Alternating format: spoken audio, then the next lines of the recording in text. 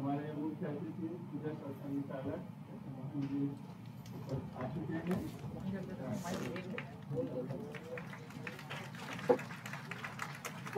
हमारे बीच में आज के अध्यक्ष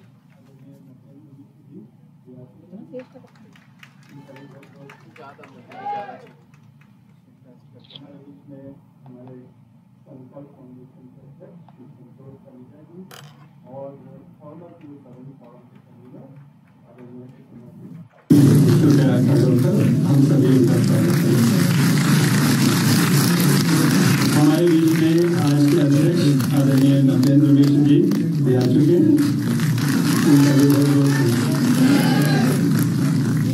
हमारे बीच में हमारे संकल्प फाउंडेशन के अध्यक्ष श्री संतोष तनेजा जी और फॉर्मर सिविल सर्वेंट फोरम के कन्वीनर आदरणीय प्रसन्ना जी, हम सभी का स्वागत है।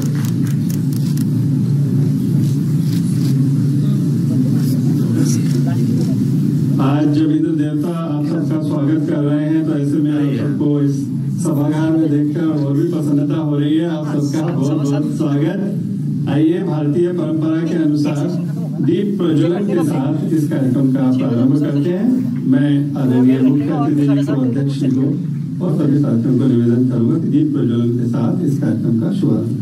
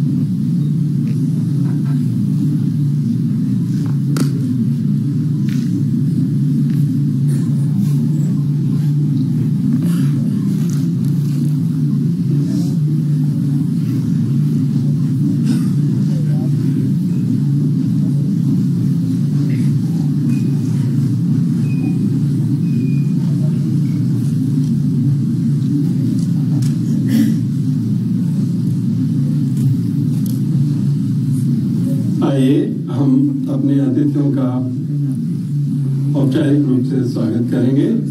मैं निवेदन कर रहा हूं 1963 बैच के आदरणीय श्री विनय शंकर जी IAS अधिकारी जो रहे हैं, श्री मोहनलाल सिंघल जी जो पुलकित यूनिवर्सिटी से हैं, श्री के अग्रवाल जी जो चेयरमैन है नेशनल बोर्ड ऑफ एक्रेडिटेशन के, इंदिरा गांधी इंद्रप्रस्थ विश्वविद्यालय के आप कुलपति भी रहे। आप तीनों से निवेदन है कि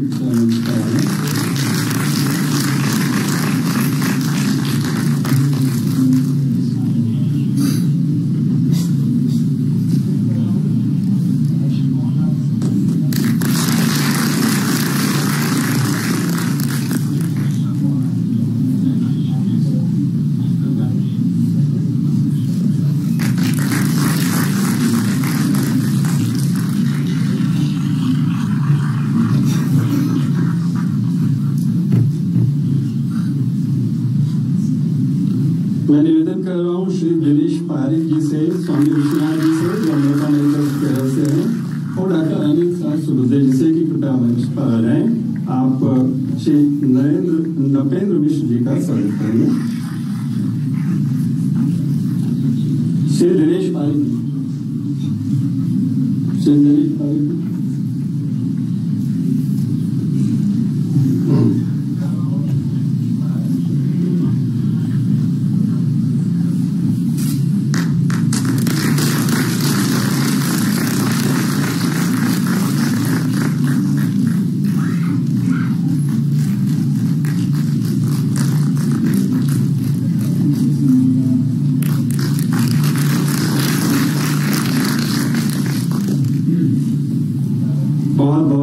धन्यवाद। सभी अतिथियों का कृपया स्थान ग्रहण करें।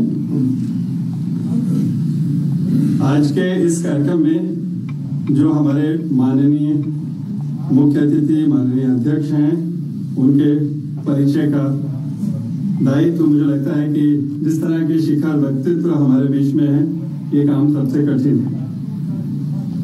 पूज्य सत्संग चालक जी डॉक्टर मोहन मधुकर राव भगत जी का जन्म चंद्रपुर महाराष्ट्र में हुआ। आप संघ परिवार से थे, आपके माता पिता दोनों राष्ट्रीय स्वयंसेवक संघ से जुड़े रहे। आप वेटनरी साइंस के डॉक्टर हैं। बाल्यावस्था से ही आप संघ के स्वयंसेवक हैं।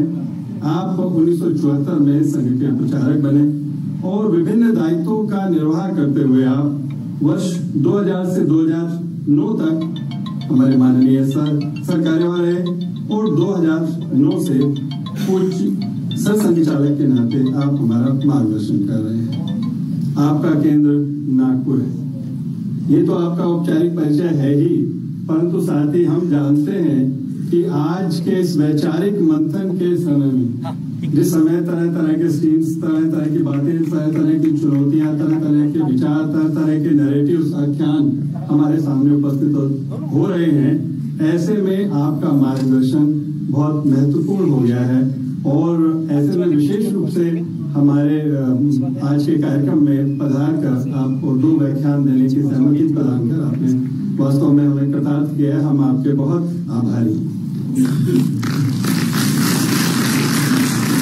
दूसरा परिचय मैं जो करा रहा हूँ, वास्तव में चूंकि हम में से ज्यादातर लोग सिविल सर्विसेज से जुड़े हुए हैं, वास्तव में सिविल सर्विसेज में जो एक शिखर व्यक्तित्व के रूप में जिनको हम जानते हैं, मिस्टर नृपेंद्र मिश्र।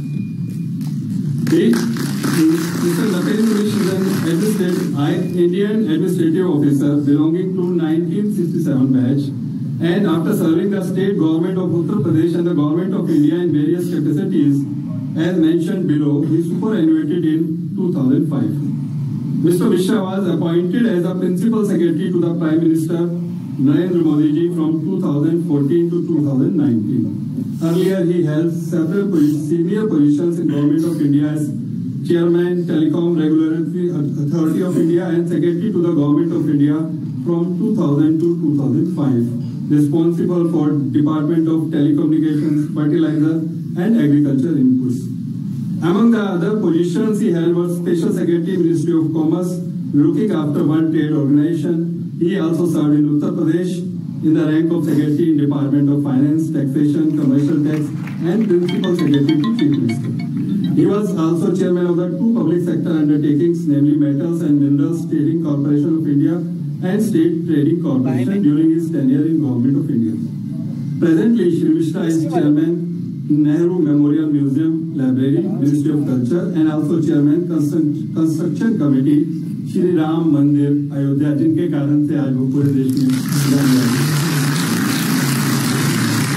आपकी फॉरेन असाइनमेंट्स भी रही वर्ल्ड बैंक में, IMF में, और आपके नाम कई पब्लिकेशंस भी हैं। आपकी जो डिग्री है वो masters in public administration John F Kennedy School of Government Harvard University से है। साथ ही masters in arts in political science and public administration and masters in chemistry from Allahabad university India. आपको पद्म भूषण भारत सरकार द्वारा प्रदान किया गया है और साथ ही जापान सरकार द्वारा भारत और जापान में विशेष सहयोग के लिए आपको the order of the rising sun gold and silver star दिया गया। ऐसे व्यक्तित्व हमारे स्वागत कर रहे हैं जो आज के इस कार्यक्रम की, जिसमें हम पूज्य सत्संग चालक जी का व्याख्यान सुनेंगे, उनसे जिज्ञासा समाधान करेंगे। इस कार्यक्रम में आपका दोनों का पुनः बहुत बहुत स्वागत है। और इस व्याख्यान माला जो हमारी एक नियमित वार्षिक व्याख्यान माला है, इसकी भूमिका के लिए मैं आमंत्रित कर रहा हूं संकल्प के प्रमुख, संकल्प फाउंडेशन के अध्यक्ष, संकल्प के सूत्रधार और कई दशकों से सामाजिक सेवा में सन्नत श्री संतोष तनेजा।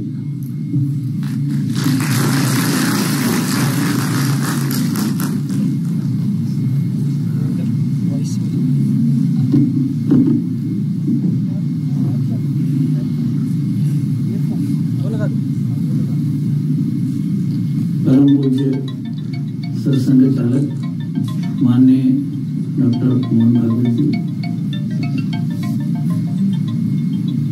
श्री नृपेंद्र मिश्र जी, हम सबके वरिष्ठ, और इस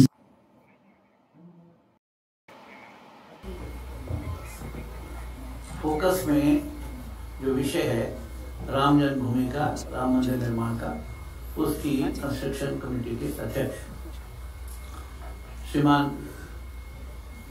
प्रसन्न कुमार जी, हमारे जो ऑलमोस्ट सिविल सर्विस फोरम है उसके आप कन्वीनर हैं, अन्य अति वरिष्ठ और विशिष्ट महानुभाव बहनें जो सामने बैठी हैं, मुझे बहुत ही प्रसन्नता हो रही है इस भूमिका को रखते हुए।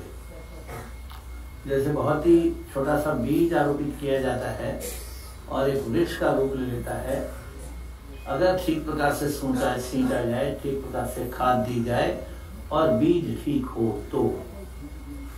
हमारे देश में एक परंपरा रही है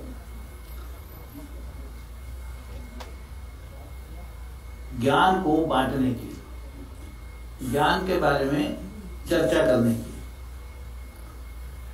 जगतगुरु शंकराचार्य जिन्होंने एक बार फिर से वेदांत को स्थापित किया हमारे देश में, उन्होंने पूरे देश में उस समय पर पैदल घूम घूम कर जितने भी उस समय के विद्वान थे उन सबको जाकर मिले, शास्त्रार्थ किया। जैसे एक अगर घटना कहनी हो तो मंडन मिश्र जी क्या वो बिहार में गए, उन्होंने पूछा मैं वहां कैसे पहचानूंगा कि मंडन मिश्र जी का गांव कौन सा है। तो जो मैंने पढ़ा है, कहा गया कि जहां तोते संस्कृत में बोलने लग जाएं तो आप समझ लीजिए कि मंडन मिश्र जी का गांव आ गया है। अब उनका जो शास्त्रार्थ हुआ है वो पूरा होने के बाद जब उन्होंने स्वीकार किया कि जगतगुरु शंकराचार्य की बात ठीक है, मैं ये मानता हूँ कि मेरा विचार उतना अच्छा नहीं है, उनके विचार में स्वीकार करता हूँ, एक हिसाब से हार मान लेता हूँ। तो उनकी पत्नी जिनका नाम भारती था वो सामने आई और उन्होंने कहा कि मैं इनकी अर्धांगिनी हूँ कि तब तक हारे न माने जाएं जब तक मैं इस शास्त्रार्थ में न हार जाऊं। और देखने वाले कौन लोग थे? तो सारे प्रबुद्ध जन थे, चारों तरफ निर्णय करने वाले वो थे। और वो शास्त्रार्थ भारती के साथ मैं कहीं पढ़ा, मैंने 28 दिन, फिर मैंने किसी से पूछा तो उन्होंने कहा 14 दिन, परंतु इतने दिन तक शास्त्रार्थ चला भारती के साथ। ये हमारी परंपरा रही है ज्ञान को समझने की, ज्ञान को बांटने की। मैं ऐसा उम्मीद करता हूं कि फिर से वो स्वर्णिम युग आएगा, क्योंकि हम भारत को जब जगतगुरु की बात करते हैं तो ज्ञान ठीक प्रकार से स्थापित होना ये बहुत जरूरी है। हमने जब ये व्याख्यानमाला शुरू की तो सबसे पहले हमने हमारे जो सर्व अगर श्रेष्ठ न कहूं तो हम सबके विशेष माननीय श्रीमान रंगाहरी जी, उनको हम कोची में जाकर के मिले केरल में, और उनसे निवेदन किया कि पहली इस व्याख्यानमाला में आप आकर सबका मार्गदर्शन करें। उन्होंने कहा मैं दिल्ली नहीं आ सकता, दिल्ली का वेदर या तो बहुत गर्म है या बहुत ठंडा है। खैर उन्होंने कहा कि अक्टूबर के फर्स्ट वीक में रख लो, फिर मैं आ जाऊंगा। तो हम अक्टूबर फर्स्ट वीक में उनको ला पाए यहाँ, और उन्होंने धर्म एक विषय पूरा 1.25 घंटे का भाषण, पूरा 1.25 घंटे का व्याख्यान, दूसरा संस्कृति और तीसरा फंडामेंटलिज्म। और उन्होंने वो रखा सामने ही। एक आज 63 बैच के हमारे सामने आए हैं, 66 बैच के शायद आए हों, बिल्कुल सामने बैठे थे। पहला सत्र समाप्त हुआ, मैं उनके पास पहुंचा, मैंने कहा भाई साहब कल भी आएंगे? कहने के अगर मैं जीवित रहा तो कल यहीं बैठा मिलूंगा आपको। ये स्तर था हमारे रंगारी जी का, जिनको हरि जी के नाम से केरल में पहचाना जाता है। तो बहुत आवश्यक ये है कि सुनने वाले कैसे हैं, किस मानसिकता से आए हैं, उनका अपना समझने का, सुनने का स्तर क्या है, क्या उनकी मानसिकता जो है वो सकारात्मक है, वो जानने में रुचि रखते हैं। और दूसरी तरफ क्या है कि जो सामने आ रहे हैं वो क्या अपने व्यक्ति, अपने विषय के अधिकारी पुरुष हैं। तो उस लिस्ट को आपके सामने न रखते हुए, परंतु हमने सब जो जैसे हमारे जगमोहन जी बीच में आए, अनिल दवे जी हमारे बीच में आए, अमित शाह जी हमारे बीच में आए, जिनका अपना अपना जो विषय है अधिकार का, सुषमा जी हमारे बीच में आई, सारी संख्या लंबी है, परंतु हमारे इस व्याख्यानमाला का रंग और गहरा होता चला गया हर व्याख्यानमाला के बाद। और ये परम सौभाग्य की बात है हमारे लिए कि आज हमें, जिनकी बहुत देर से प्रतीक्षा थी, इस बार मैंने बहुत आग्रहपूर्वक मोदी से कहा कि आप कुछ समय निकालिए, बहुत समय हो गया, आपने हमें समय नहीं दिया, और उन्होंने खूब का समय दिया। ये 2 सत्र उन्होंने दिए हैं एक ही दिन में, कल भी हमारे साथ हैं 11 बजे तक। अगली बात मैं कहना चाहूंगा कि सामने जो लोग बैठे हैं, इसमें थोड़ा सा एक मिनट को कर लूं, हमने हर विषय पर काफी जितनी छोटी हमारी बुद्धि है उस पर विचार करके तय किया। अब आज जैसे उनके साथ में नृपेंद्र मिश्रा जी बैठे हैं, तो मुझे लगता है कि पूरा देश उनका नाम जानता है। उनकी जब उनको मोदी जी लाए यहाँ पर, तो पहला बिल शायद पार्लियामेंट में वो लाए कि भाई इनको मुझे साथ लेना है, क्योंकि एज पर कॉन्स्टिट्यूशन शायद उनको सीधा नहीं लाया जा सकता। मैं ठीक कह रहा हूँ नृपेंद्र जी क्या? तो उस तरह के ये अधिकारी पुरुष हैं, तो इनका हमें आज अध्यक्ष के नाते मिलना ये हमारी बहुत बड़ी उपलब्धि है। समय निकाला, आए हमारे बीच में। अब सामने कौन लोग बैठे हैं, तो इसमें पूर्व प्रशासक हैं, इसमें शिक्षाविद हैं, इसमें सामाजिक संस्थाओं को चलाने वाले लोग हैं, इसमें प्रोफेशनल्स हैं, इसमें सीनियर एकेडमिशियंस हैं।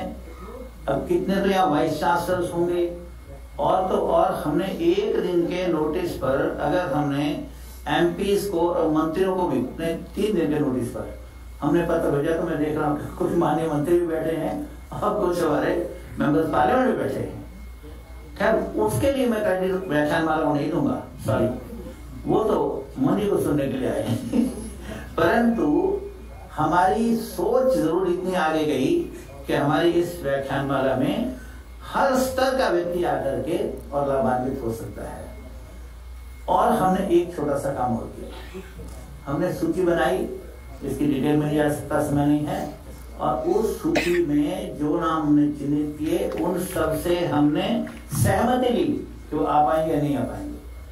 वो उन सबकी सहमति लेने के बाद, फिर निमंत्रण पत्र देने के बाद, और हमने ये आज लोगों को सामने आमंत्रित किया है। और ये मेरे लिए बहुत ही प्रसन्नता की बात है कि दोनों ओर उस प्रकार के वर्ग बैठा है। मैं हृदय से आप सबका स्वागत करता हूँ। बहुत बहुत धन्यवाद।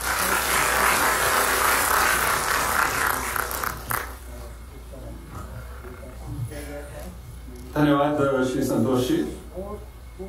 आपने व्याख्यान मालाओं के बारे में कैसे प्रारंभ हुई इनके बारे में बताया। तो एक अच्छी सूचना ये है कि इन व्याख्यान मालाओं में जो ऐसे व्याख्यान हुए जो पूरे देश को, समाज को, बुद्धिजीवी वर्ग को प्रेरित करते हैं, उनका एक संकलन हमारे पिछले कार्यक्रम 16 जुलाई को उसका लोकार्पण किया गया था माननीय कृष्ण गोपाल जी द्वारा, और वो हिंदी में था।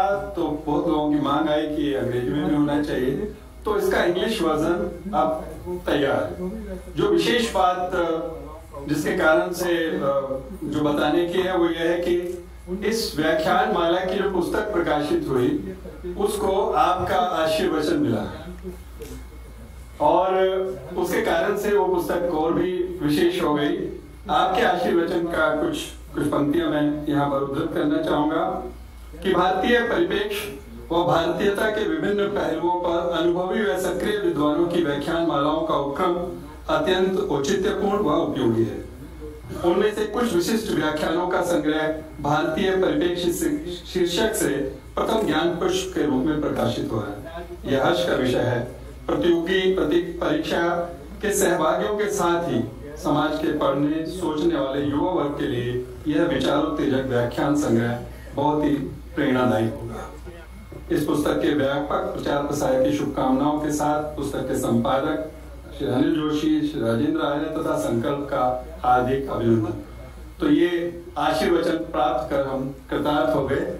मैं आज इस अवसर पर आप सब लोगों को जानकारी देना चाहता हूँ कि इस पुस्तक का अंग्रेजी संस्करण अब तैयार हो गया है, और श्री अमृतलाल रावल जी और श्री एवीएस राव इन्होंने इसका ट्रांसलेशन किया और उसकी कॉपी एडिटिंग हम सब लोगों के सौभाग्य से आदरणीय निर्मलजीत सिंह कलसी जो सेवानिवृत्त IAS हैं और चेयरमैन हैं वोकेशनल एजुकेशन एंड ट्रेनिंग के, आपने किया। और प्रभात प्रकाशन से जैसे हिंदी प्रकाशन हुआ था उसी प्रकार से अंग्रेजी प्रकाशन में आप चारों लोगों को मंच पर इस पुस्तक के लोकार्पण के लिए आमंत्रित करता हूँ।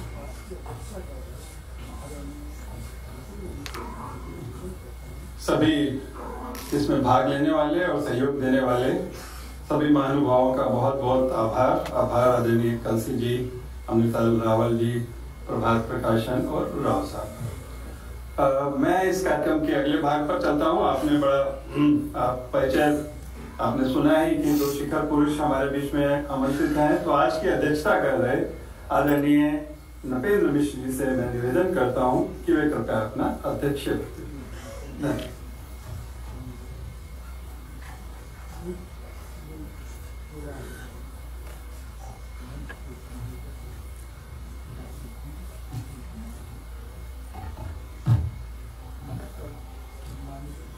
हाल में उपस्थिति आदरणीय महानुभाव संकल्प फाउंडेशन के श्री संतोष कुमार तनेजा जी, पूर्व सिविल सेवा अधिकारी मंच के संयोजक डॉक्टर जी प्रसन्न कुमार जी, मंच पर सम्मानित उपस्थिति श्रीमन एवं आज के कार्यक्रम के प्रमुख अतिथि परम आदरणीय परम पूज्य सर संघचालक डॉक्टर मोहन राव भागवत जी, संकल्प फाउंडेशन के श्री तनेजा जी का विशेष अनुरोध मेरे लिए एक आदेश था।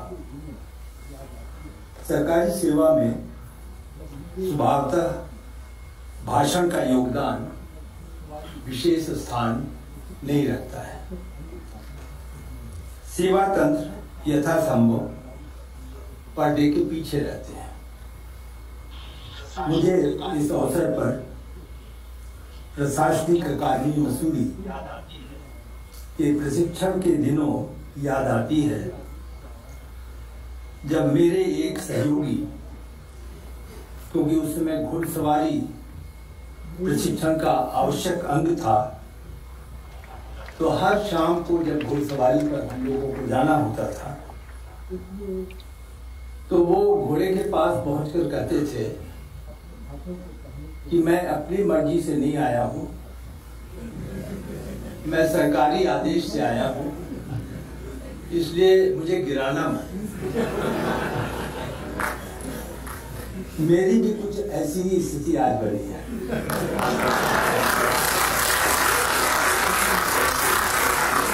इसलिए आप सभी से अपने भाषण को पढ़ने की अनुमति का अनुरोध करता हूं। संकल्प के बारे में एवं पूर्व सेवा अधिकारी संघ से आप सभी परिचित हैं।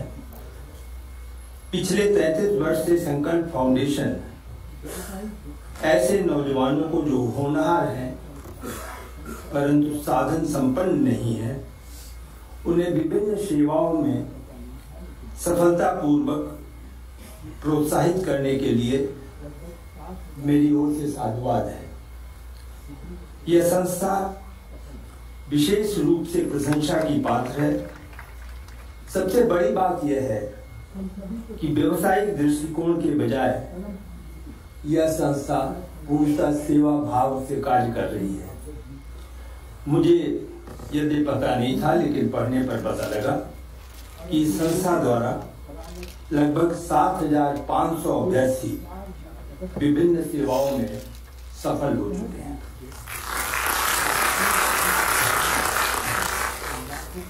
हम सभी के मध्य परम पूजनीय सर संघ चालक श्री मोहन भागवत जी उपस्थित हैं।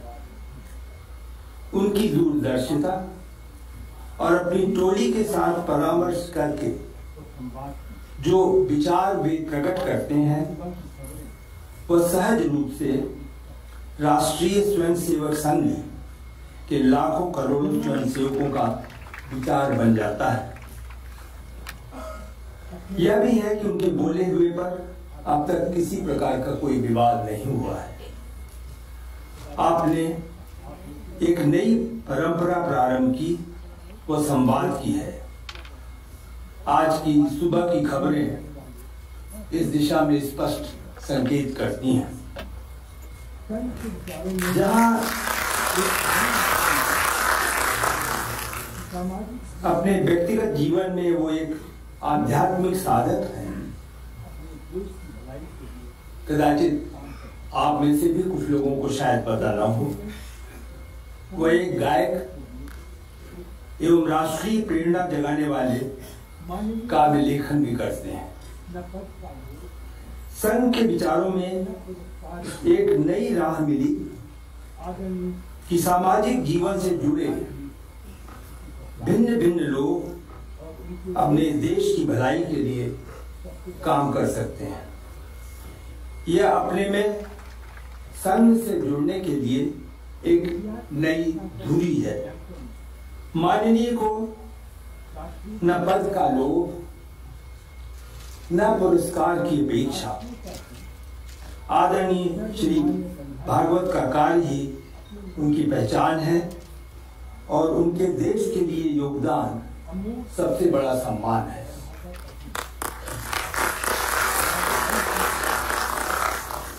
ऐतिहासिक घटना चक्र के मूल्यांकन में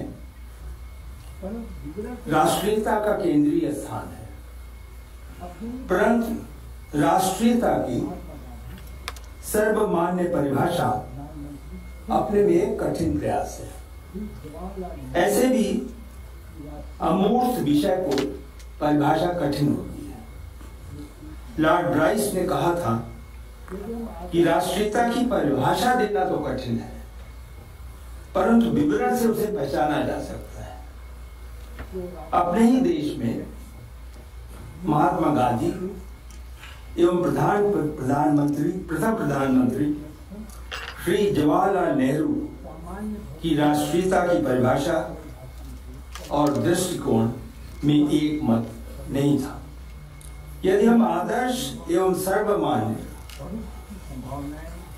खोज को व्यवहारिक रूप दें तो राष्ट्रीयता की अभिव्यक्ति मूर्त तथा अमूर्त दोनों प्रकार से होती है।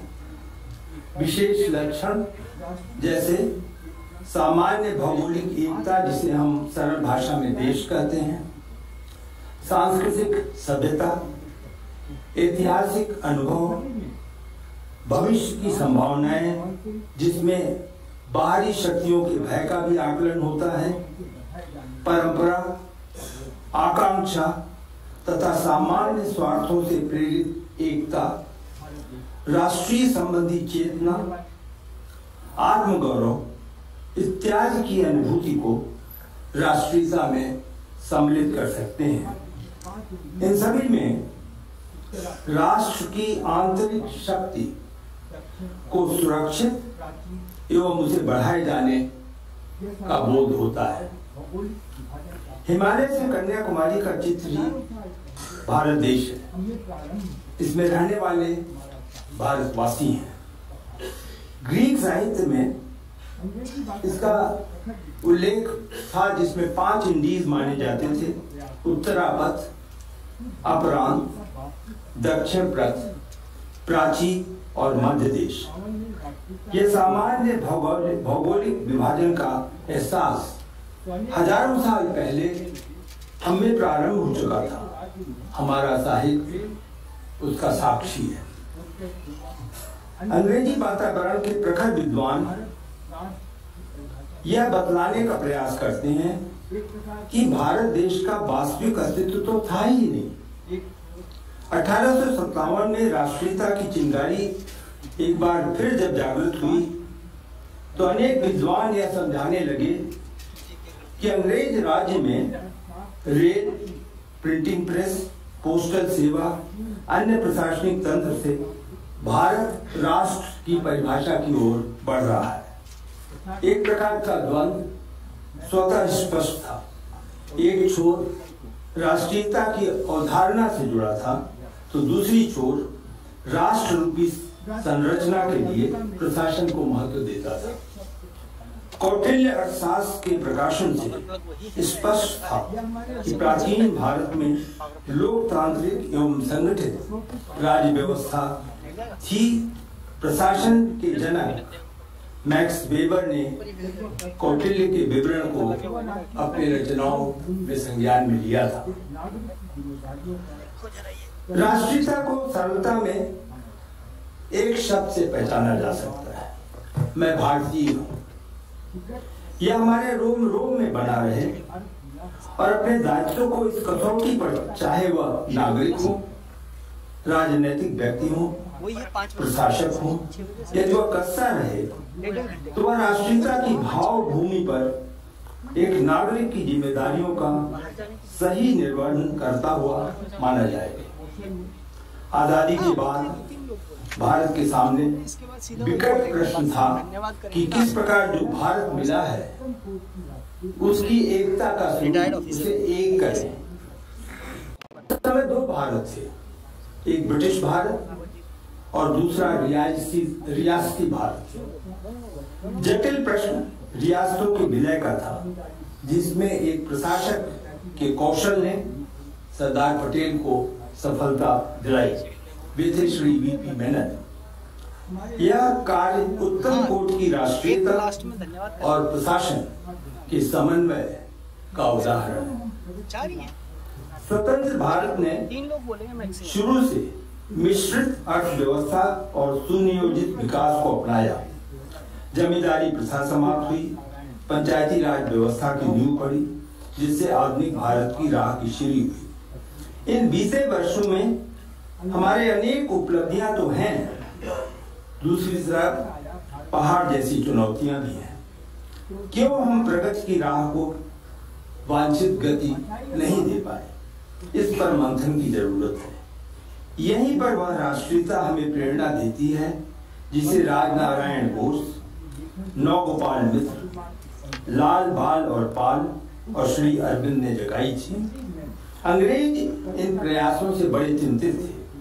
जब लिटन आया भारत में तो उसने वर्नाक्युलर प्रेस एक्ट बनाया, क्योंकि भाषाई अखबारों को उसने ब्रिटिश विरोधी पाया था। जहां बंकिम चंद्र चटर्जी बंगला भाषा को अपने लेखन से एक स्वाभिमान उत्पन्न कर रहे थे, उसी समय हेनरी मेन, जो कलकत्ता विश्वविद्यालय के कुलपति थे, छात्रों को यह समझा रहे थे कि यूरोप ही एकमात्र आपका रास्ता है, भारत नहीं। यह बात उन्होंने अपने दीक्षांत भाषण में कही थी। ऐसे अनेक उदाहरण हैं जिनसे लगता है कि 19वीं शताब्दी में ब्रिटिश शासक भारत की राष्ट्रीय चेतना को कुंठित करने का प्रयास कर रहे थे, और जो राष्ट्रीय चेतना है वह पश्चिम के प्रभाव से मुक्त होने का प्रयास कर रही थी। इस पृष्ठभूमि में स्वामी विवेकानंद के योगदान को देखना होगा। उन्होंने अपने देशवासियों को दुर्बलताओं का जितना निर्मम विवेचन किया है उतना कोई और नहीं कर सकता। यह उनके लेखन और पत्रावलियों में मौजूद है। जब स्वामी विवेकानंद अमेरिका से वापस आए तो दक्षिण गए। उनके स्वागत में अपार भीड़ उमड़ी। मद्रास के युवकों ने घोड़ों की जगह उनके रथ को खींचा। तब बंगाली और मद्रासी का कोई भाव नहीं था। स्वामी विवेकानंद को जो भारत के दर्शन हुए वे कन्याकुमारी के पास शिला पर बैठकर ही हुए थे। वहां भी आज विवेकानंद शिला स्मारक स्थिति है। विवेकानंद की जो पहली अपील थी वह तो अंग्रेजी प्रभावित भारतीयों के लिए थी। स्वामी विवेकानंद ने भारत की आध्यात्मिकता को व्यवहारिक धरातल पर उतारा और उसे समाज से जोड़ा। परिणाम यह हुआ कि भारत का अंग्रेजी पढ़ा लिखा वर्ग 20वीं शताब्दी के प्रारंभ तक राष्ट्रीयता की भावना से सरोबार हो गया था। इस प्रवाह को कमजोर करने के लिए अंग्रेज ने हिंदू मुस्लिम भेद खड़ा करने का षड्यंत्र रचना प्रारंभ कर दिया।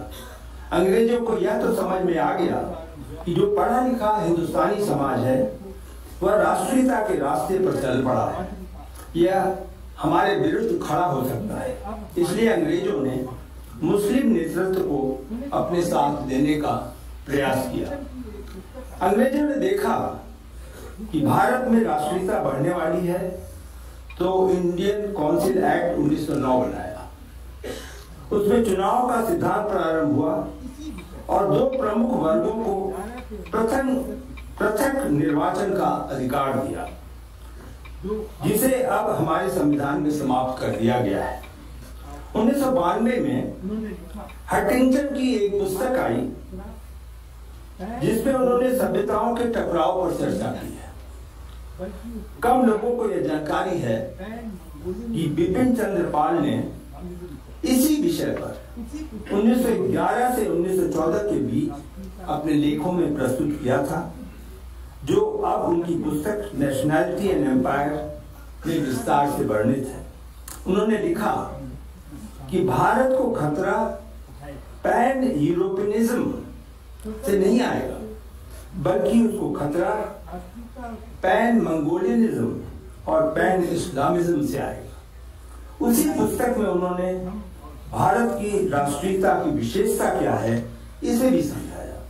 वे कहते हैं कि राष्ट्रीयता एक सकारात्मक चेतना है जो विश्व बंधुत्व की दिशा में बढ़ाने में सहायक होती है।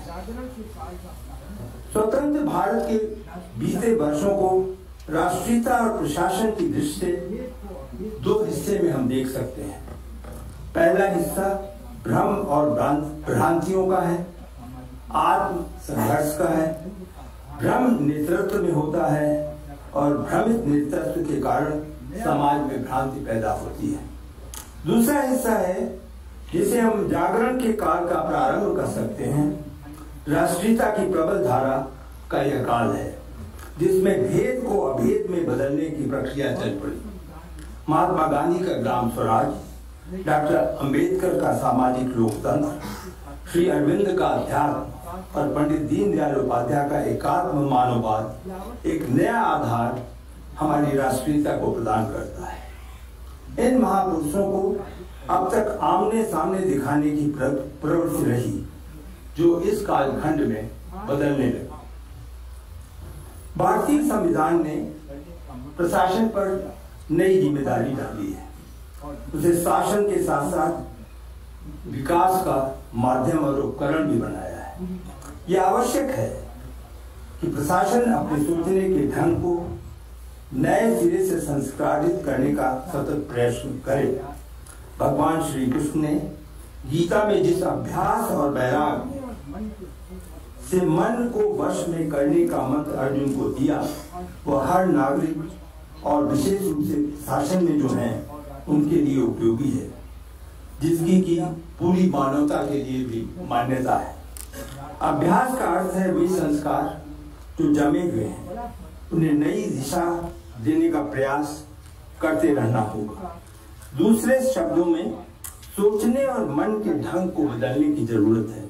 तभी चुनौतियों का जो पहाड़ है उन पर हम आरोहण कर सकते हैं और राष्ट्रीयता का झंडा उसके शिखर पर फहरा सकते हैं। भारत और पश्चिम में एक बड़ा फर्क राष्ट्रीयता की अवधारणा के बारे में है। जहां पश्चिम का राष्ट्रवाद उपनिवेशिकता का पर्याय है, वहां भारत की राष्ट्रीयता में मानवता का मंत्र है। इतने वर्षों की सरकारी नौकरी और विभिन्न पदों के अनुभव को आज आपके समक्ष प्रस्तुत करना विषय नहीं है, मुझे आदेश भी नहीं था, परंतु एक सत्य संवाद जिसका मैं साक्षी हूं कि अपनी बात समाप्त करूंगा। उत्तर प्रदेश में लगभग 50 वर्ष पूर्व राष्ट्रपति शासन घोषित हुआ था। एक तेज तर्रार राज्यपाल ने तत्कालीन वित्त सचिव फाइनेंस सेक्रेटरी से विशेष प्रोजेक्ट की स्वीकृति की मौखिक इच्छा बताई। चर्चा के दौरान वित्त सचिव के सहयोगी के रूप में मैं भी उपस्थित था। वित्त सचिव ने व्यय के उस प्रस्ताव पर अपनी असहमति बताई। राज्यपाल महोदय को यह कदापि स्वीकार नहीं था। उन्होंने आवेश पर वित्त सचिव से कहा कि मेरे आदेशों का पालन होगा। इस आवेश पर वित्त सचिव ने कहा कि श्रीमन, मैं इस पद से भारत के नागरिक और राष्ट्र की सेवा करता हूं। राज्यपाल जी ने पूछा कि इसका मापदंड क्या होगा और तय कौन करेगा।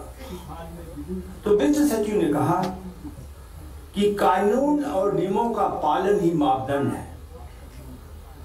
यही घटना प्रशासन के कर्तव्यों को स्पष्ट करता है कि राष्ट्र और नागरिक की सेवा ही प्रशासन की प्रथम एवं अंतिम भूमिका है।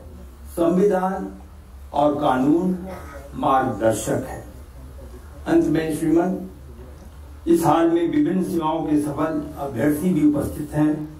उन्हें मेरी ओर से विशेष शुभकामनाएं।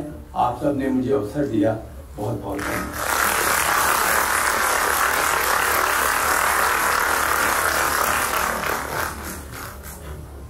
बहुत आभार आदरणीय नृपेंद्र जी। राष्ट्रीयता जो आज के इस व्याख्यान का विषय है, उस पर विमर्श प्रारंभ हो गया है और मैं निवेदन करता हूं गीत गायक श्री विनोद कुमार जी से, जो प्रसिद्ध सामाजिक सार्वजनिक कार्यक्रमों के गायक भी हैं, क्या विश्व में गूंजे हमारी भारती, ये गीत लेकर प्रस्तुत है। श्री विनोद कुमार।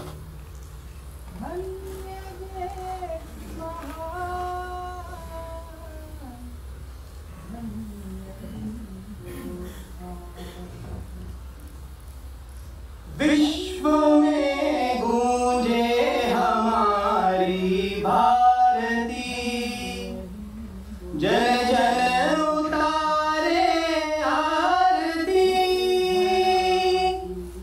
धन्य देश महान, धन्य हिंदुस्तान। धन्य देश महान, धन्य हिंदुस्तान। इस धरा की गोद में संसार को संस्कृति मिली है।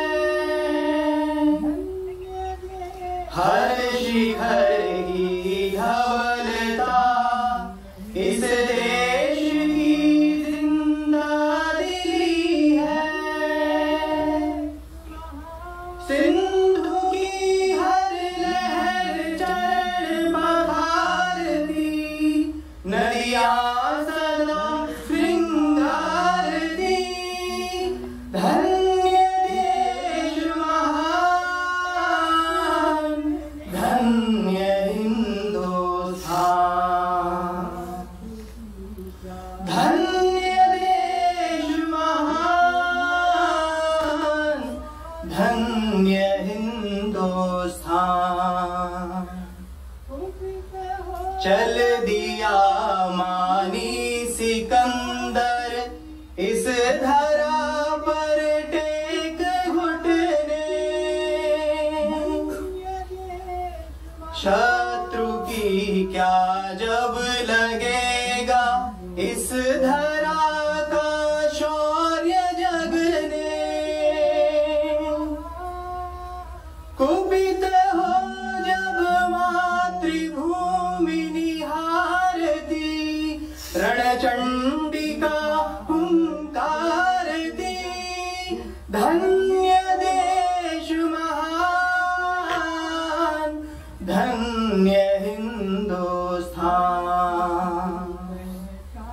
धन्य देश महान, धन्य हिंदुस्तान। विश्व का हर देश जब दिग्भ्रमित होकर लड़खड़ाया, लक्ष्य की पहचान करने इस धरा के पास आया। भूमि हर दलित को पुचकारती, हर पतित को उद्धारती। धन्य देश महान, धन्य हिंदुस्तान। धन्य देश महान, धन्य हिंदुस्तान। विश्व में गूंजे हमारी भारती, जन जन उतारे आरती। धन्य देश महान, धन्य हिंदुस्तान। धन्य देश महान, धन्य हिंदुस्तान। धन्य हिंदुस्तान, धन्य हिंदुस्तान।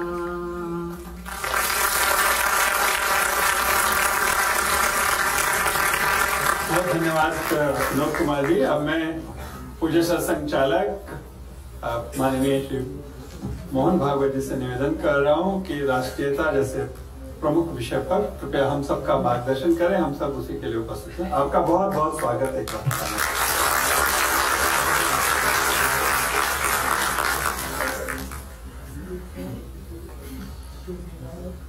आज के कार्यक्रम के अध्यक्ष आदरणीय श्री नृपेंद्र मिश्रा जी, आदरणीय संतोष जी, आदरणीय प्रसन्न कुमार जी, उपस्थित सभी विद्वज्जन, उसमें प्रशासकीय सेवा के भी निवृत्त, सद्य सेवारत और आगे सेवारत होने वाले तीनों प्रकार के लोग हैं जो कभी भाषण करते नहीं, लेकिन उनके लिखे हुए भाषण अपने भाषण के नाते बहुत लोग पढ़ते हैं। और ये कहा जाता है कि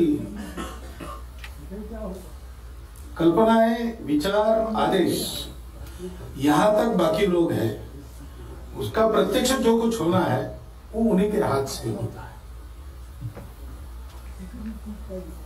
तो ऐसा महत्व प्रशासक वर्ग का अपने यहाँ पर है, इसलिए उनका प्रशिक्षण करने वाले संकल्प में जब मुझे ये कहा गया कि आकर एक व्याख्यान दीजिए, विषय क्या होगा,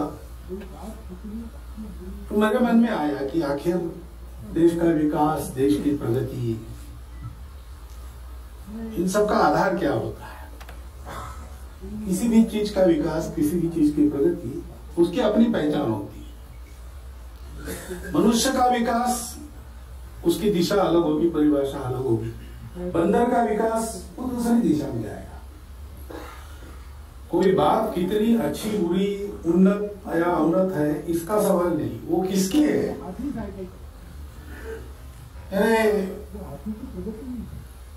स्कूल में जाने वाला बच्चा साइकिल सीखता है तो आजकल साइकिल तो पुरानी हो गई, मैं स्कूल में था साइकिल सीखना अचीवमेंट, तैरना, साइकिल सीखना, ये सब था। तो कोई लड़का साइकिल सीखता है तो उसकी प्रगति हो गई। सर्कस में हाथी साइकिल चलाता है, वो हाथी की प्रगति नहीं मानी जाती, वो पैसा देकर हम तमाशा देखने जाते हैं। और इसलिए हर देश के लिए ये एक महत्व की बात होती है, उनको विकास करना है, लेकिन विकास करना है तो वो कौन है, उसके बारे में उनको स्पष्ट होना चाहिए। दुनिया के सब देश इस स्पष्टता का अनुभव करते हैं। एक हमारे देश में ऐसा हुआ कि इसके बारे में कुछ एक प्रकार से भ्रम है, अभी भी है, ऐसा लगता है। अब वो राष्ट्रीयता क्या है, उसकी परिभाषा, उसका नाम इस झंझट में मैं नहीं पढ़ता, कारण द्रुपेन जी ने आपको बताया है। लेकिन थोड़ा हम शब्दों के जंजाल से बाहर आए और वस्तु क्या है इसका विचार करते हैं तो हमको वो बात स्पष्ट हो जाती है। और हमको ये भी ध्यान में आता है कि हम माने ना माने, हम सबके हृदय में तो वो बात स्पष्ट है। उदाहरणार्थ तमिलनाडु में एक राजनीतिक विचारधारा चलती है जो कहती है कि हम तमिल अलग है, द्रविडिज्म ऐसा कहते हैं। ठीक है, अपनी अपनी विचारधारा होती है। लेकिन जब चीन का आक्रमण हुआ 62 में तो वो पार्टी सत्तारूढ़ हो गई थी, कांग्रेस का पराभव करके वहां पर पूर्ण बहुमत से राज कर रही थी।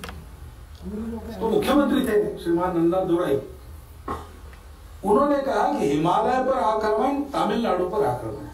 ये उनके भाषण, सार्वजनिक भाषण के शब्द है। तो ये उनकी राजनीतिक आवश्यकता नहीं बोल रही थी, ये उनके हृदय की बात थी जो बोल रही। या अपने देश में ऐसे भी लोग हैं जो कहते हैं कि हम एक राष्ट्र थे ही नहीं, हमको एक राष्ट्र बनना है, अंग्रेजों के आने से ही हम एक राष्ट्र बने। हिंद स्वराज में गांधी जी ने तो इसका उत्तर दिया ही है, परंतु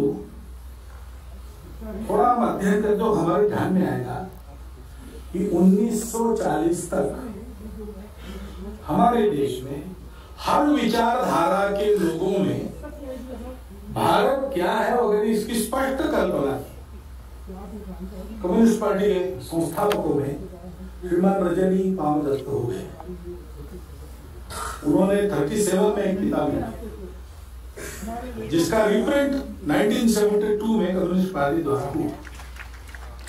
उसमें ये जो मैं अभी बोलने वाला हूँ वो बात बदली नहीं है। उस पुस्तक में एक जगह रजनी पाम दत्त अंग्रेजों को कहते हैं कि आप इस अहंकार में मत रहो कि आपके कारण हम एक देश बने और हमारी ये भौतिक प्रगति हो रही। आप नहीं भी आते तो हमारे वेदों के आधार पर हम ये सब कर लें।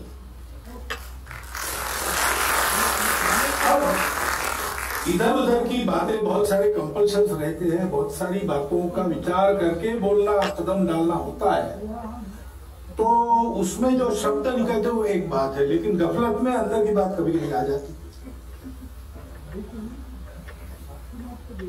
तो वो क्या है इसको समझना ये आवश्यक है। और वो करने के पहले ये जो राष्ट्र शब्द है इसको हमको समझना पड़ेगा, क्योंकि प्रायः हम नेशन का भाषांतर राष्ट्र करके फिर उसका विचार करते हैं। लेकिन पाश्चिमात्य देशों में नेशन का विकास और हमारे देश में राष्ट्र का विकास, इसका विकास क्रम एकदम अलग है। मनुष्य एक दुर्बल प्राणी है, इतना दुर्बल है कि उसके पास उसकी बुद्धि को अगर छोड़ दिया तो फिर एक मच्छर भी उसको परेशान कर सकता है और मार भी सकता है, हम जानते हैं। इसलिए मनुष्य ने सदैव आवश्यकता समझी है कि हमको इस दुनिया में जीना है तो मिलकर रहना पड़ेगा, समूह बनाना पड़ेगा। इस प्रक्रिया में से समूह बने, कबीले बने। फिर जब ये भटकने वाली जीवन की अवस्था को छोड़कर एक जगह वो स्थायी होने लगे तो गांव बसे। अब जीवन निर्वाह के लिए जो कुछ मिलना है भूमि से मिलना है, तो अपने मालकियत की भूमि चाहिए। तो हमारे अधिकार की भूमि, ऐसा शब्द प्रयोग होना। अब हमारे अधिकार की है किसके? 25 लोगों के अधिकार भूमि, तो बाद में पास में पड़ोस में 50 लोगों का गांव है तो इनको जीत लेगा। इसलिए बड़ा सा बड़ा समूह बनाओ और अपने मालकियत का बड़ा सा बड़ा क्षेत्र अपने अधिकार में रखो। ये मनुष्य के जीवन के बचाव के लिए की आवश्यकता वहां समझिए। सर्वाइवल ऑफ द फिटेस्ट और स्ट्रगल फॉर एग्जिस्टेंस, उसका अनुभव उनको हुआ। भौतिक वैभव के पीछे जब हम जाते हैं तो ये अपना अनुभव है, इसमें गलत कुछ नहीं है, क्योंकि इसमें अधूरापन है, उसमें आगे आऊंगा। लेकिन ये अनुभव होने से फिर सब लोगों को अधिक से अधिक नंबर को एक साथ रखना तो कोई आया चाहिए, क्योंकि हम आपके साथ मिलकर रहे, इसके लिए कुछ समानता चाहिए। तो मानव निर्मित समानता एक उत्पन्न करना, जैसे भाषा होगी।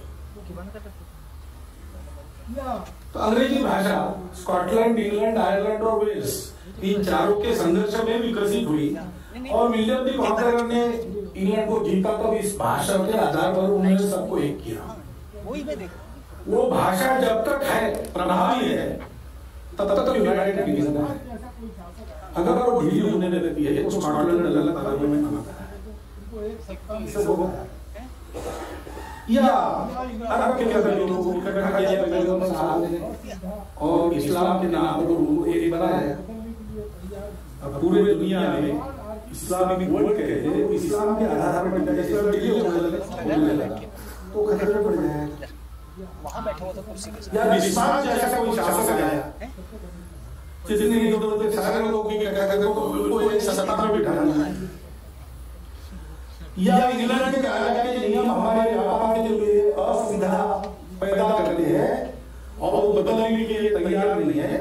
इससे समान आर्थिक हितों को लेकर हमारे विचार से हम अलग चाहिए, ऐसा विचार अमेरिका ने किया, अमेरिका अलग हो गया।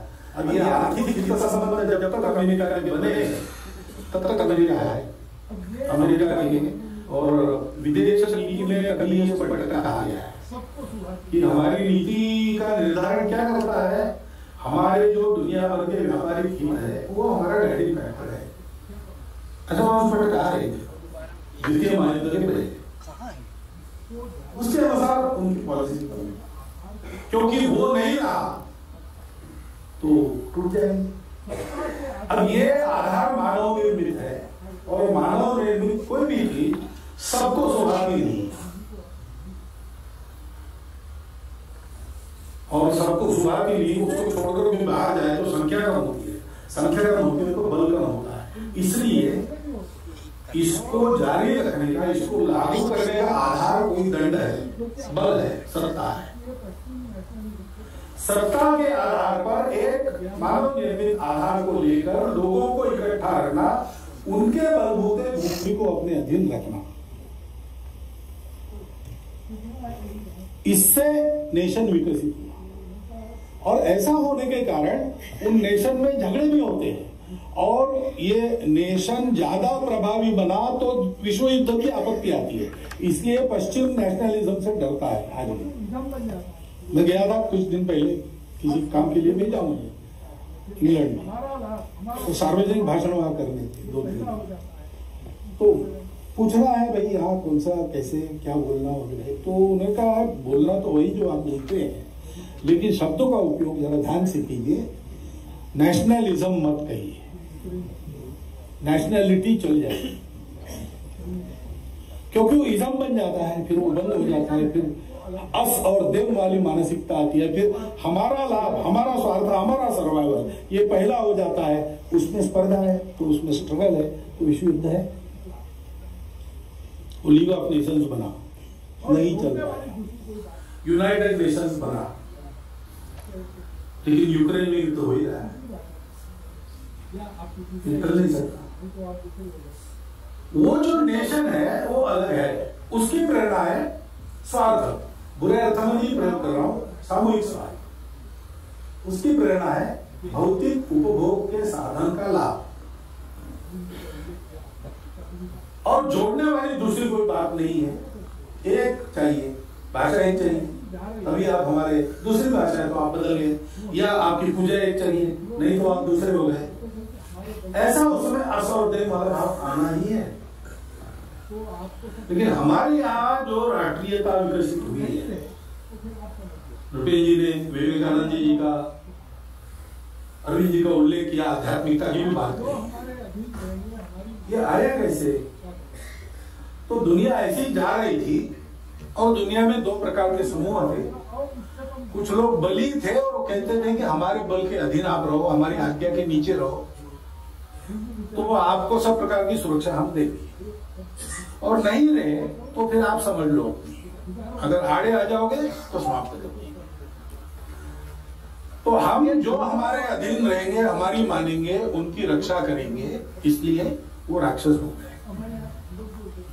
और दूसरे लोग जरा और उच्चतम भावनाओं के अनुसार जाने वाले थे, प्रकाश की ओर जाने वाले थे, दिव्य विचार करने वाले थे, लोग देव हो गए थे। सब मनुष्य ही वो प्रवृत्तियां है, एक अधिकार वाली प्रवृत्ति है, एक सबको लेकर चलने वाली प्रवृत्ति। ये दोनों अपने अपने पद्धति से भौतिक वैभव के चरम शिखर पर। तो हमारे यहाँ छांदोग्य उपनिषद में एक कथा है कि ये सब होने के बाद भी संतोष मन में नहीं था। सुख सब थे, लेकिन इतने सुख थे कि सुख भी दुख हो जाता है। रसगुल्ले 50 खा सकते हैं, लेकिन 100 खाएंगे तो दुख हो जाता है, खाने वाला भी खा नहीं सकता। वैसा ही है। तो उनके मन में आया कि ऐसा क्यों हो रहा है। अपने अपने गुरु के पास गए, शुक्राचार्य के पास विरोध चले गए, इंद्र गए बृहस्पति के पास और पूछा ये क्या है। तो उन्होंने कहा देखो मैं ब्रह्मा जी के पास जाओ, उनके पास एक आत्मविद्या है, आत्मा को जानते हैं तो कभी फीका न पड़ने वाला शाश्वत सुख मिलता है, और उसके पाने के बाद और कुछ पाने की इच्छा नहीं है, सब कुछ मिल जाता है। तो दोनों शिष्य धारण करके बलकर पहले हाथ में संविदा लेके पहुंचे ब्रह्मा जी के, वो ध्यान में थे तो उन्होंने संविदा रख दी, साष्टांग प्रणिपात किया और बैठ गए। थोड़ी देर के बाद ब्रह्मा जी ने हाथ खोली, दोनों को देखा, अरे तुम मलकर वगैरह पहन के आए हो, संविदा लगा रखी है, तो कुछ सीखने आए हो, क्या चाहिए। तो उन्होंने कहा कि आपने आत्मा को देखा है, हमको आत्मा को देखा है, क्योंकि उसको पाने के बाद कुछ भी पाना शेष नहीं रहता। तो देखना है तो देखते कैसे हो तुम? आंखों से देखते हैं। तो नहीं, आंखें उपकरण है, उसके अंदर कोई देखने वाला बैठा है, वही आत्मा है, उसको देखे। हाँ ऐसा उन्होंने बताया, लेकिन उनको ऐसे ही लगा सहज। तो खड़े हो गए दोनों, एक दूसरे की आंखों में देखने लगे कौन बैठा है। और ऐसा देखते हैं तो अपना ही प्रतिबिंब वहां दिखता है। तो उन दोनों ने मान लिया कि बस यही हाड़ मास का हमारा जो देह दिख रहा है वो संचालित होता है जिस बुद्धि से, वो बुद्धि और अंदर भाव भावनाओं को विकसित करने वाला मन, इतना ही रहता है मनुष्य का अस्तित्व जानकारी में। तो यही आत्मा है। तो कहा चलो इसी को बड़ा बनाना है, इसी को ठीक करना। निकले, आत्मा अमर है, शाश्वत है। चप्पू चला के नाव में चल रहे थे, विरोचन नाव को ढो रहा था। तो इंद्र ने देखा कि वो प्रतिबिंब जो आत्मा है वो तो नष्ट हो जाता है चप्पू चला। उसने कहा विरोचन को भैया कुछ गड़बड़ है, ये तो नष्ट हो रहा है, चलो वापस चलो फिर पूछते। विरोचन का नहीं, आपको पूछने की आवश्यकता नहीं, उन्होंने बता दिया हम समझदार लोग हैं, समाज के प्रमुख है, समाज के राजा है, हमको क्या और पूछने की आवश्यकता, हम समझ गए।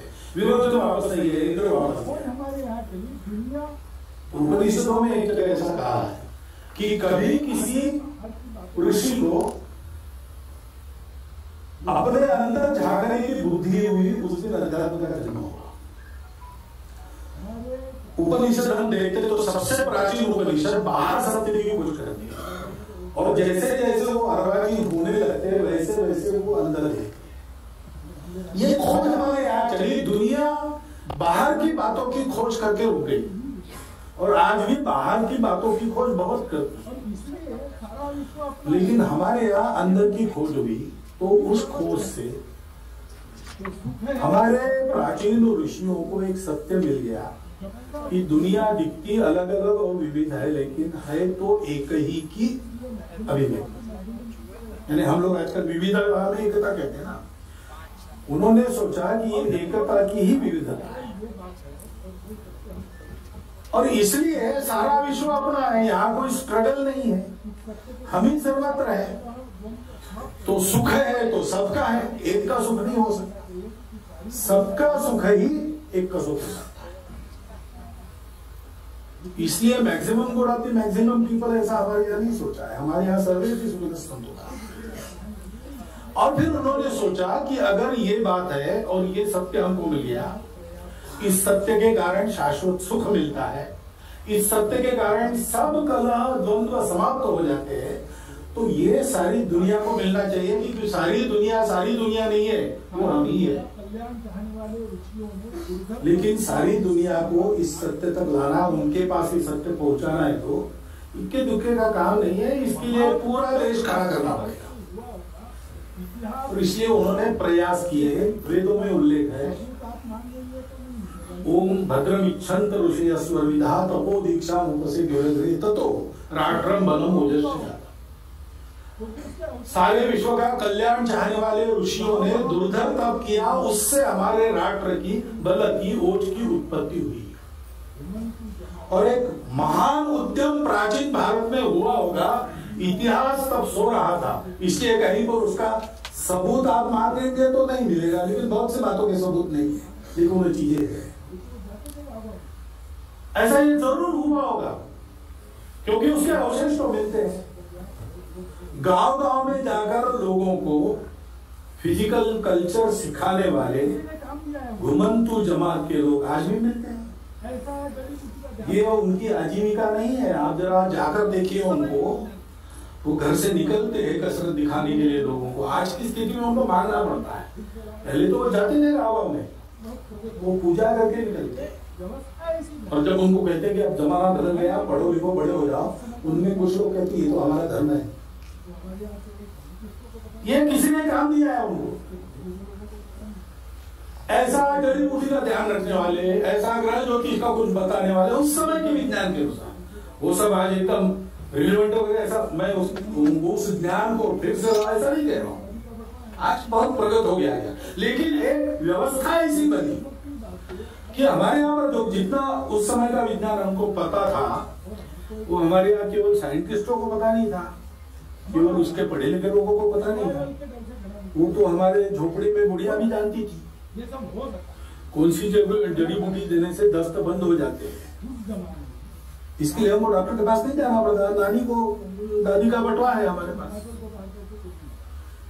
ये छोटी छोटी बातें हर घर हर चूल्हे तक पहुंचाई गई, और हमको एक उद्देश्य के लिए प्रेरित किया गया। हमारा राष्ट्र सर्वाइवल के डर से खड़ा नहीं हुआ। क्यों ये सब हो सका? इसका पहला कारण है हमारी भूमि। उस जमाने में प्राकृतिक दृष्टि से सब ओर से सुरक्षित हम थे। सागर लांग के और हिमाचल को पार करके कोई नहीं आएगा, तो हम सुरक्षित थे। और सुजल सुफल मलय शीतल भूमि की उस समय जनसंख्या भी कम थी, तो भरपूर था। जीवन के लिए झगड़ा करने की नौबत नहीं थी। और कोई भूला भटका अगर आ जाता तो हम कहते आओ भाई, इतने लोग खा रहे, तुम भी आ जाओ, बैठो, झगड़ा किस बात का? नहीं, भाषा वगैरह अलग है तो हमारे यहाँ पहले से अलग है।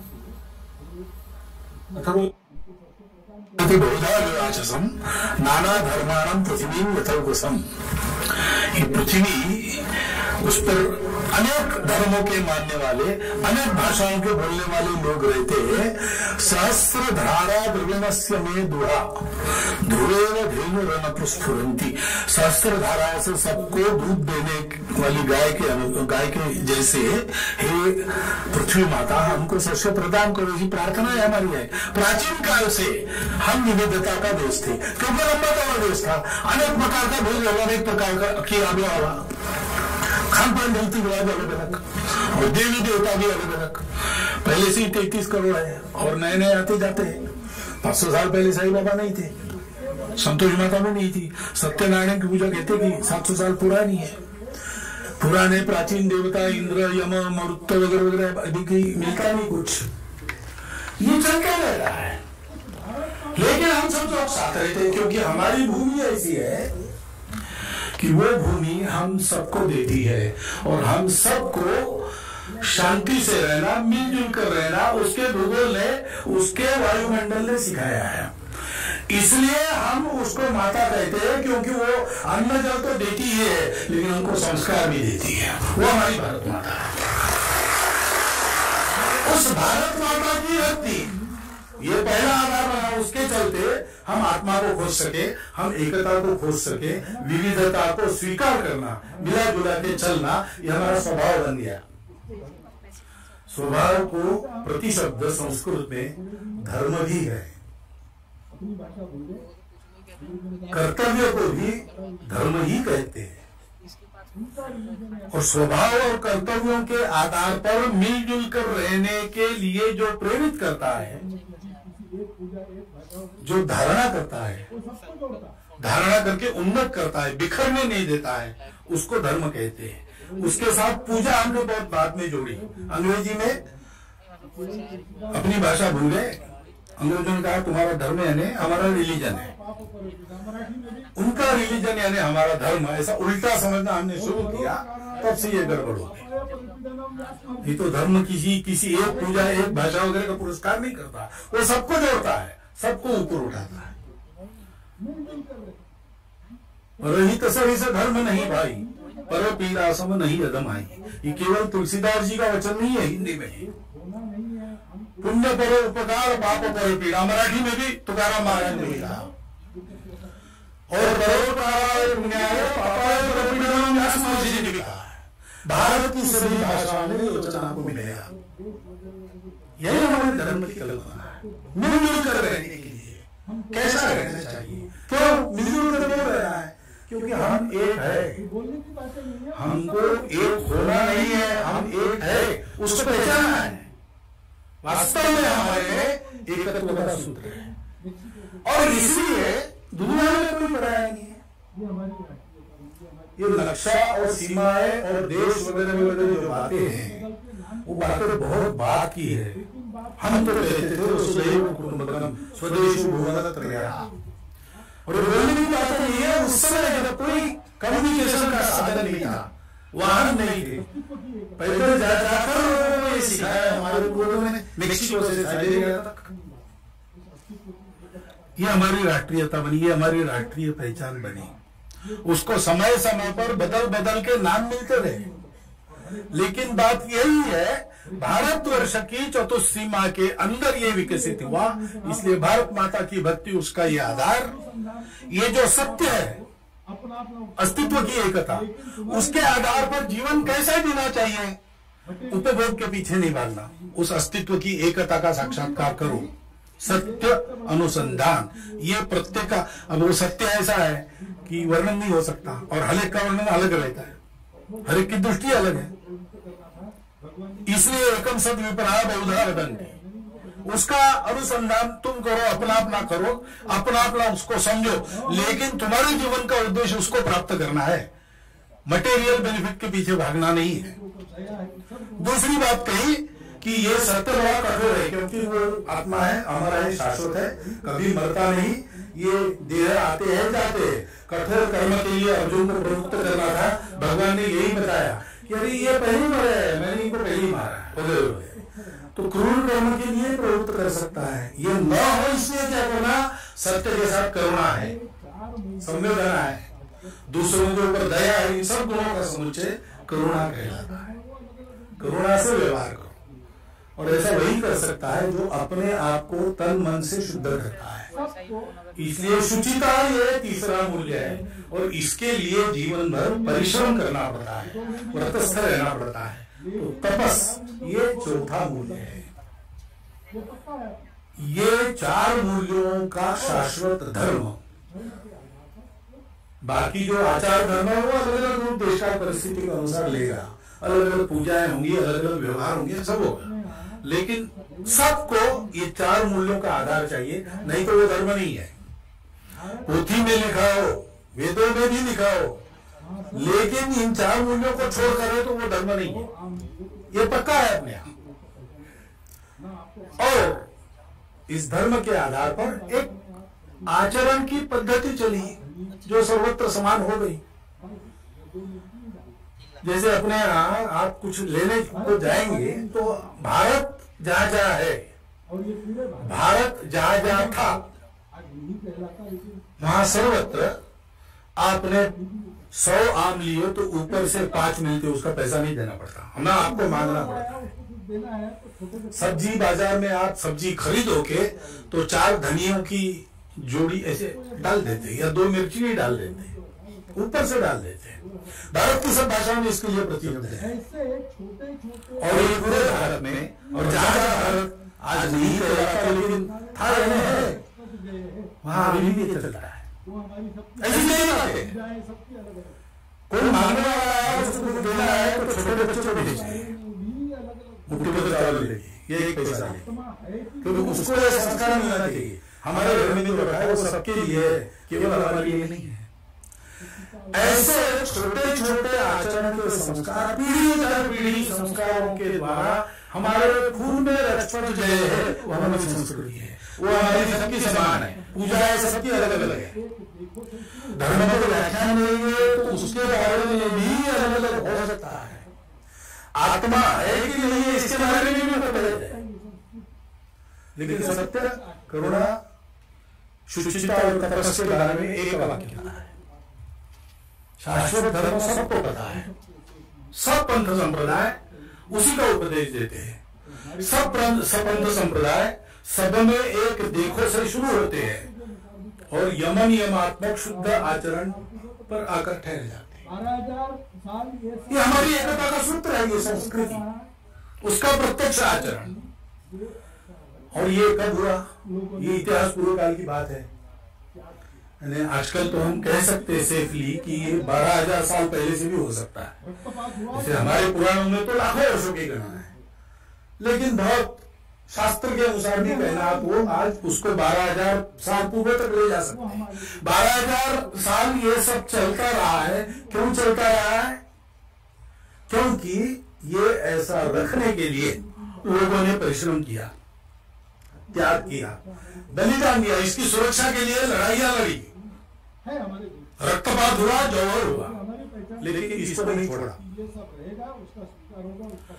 ये हमारा इतिहास, हम सबका इतिहास है।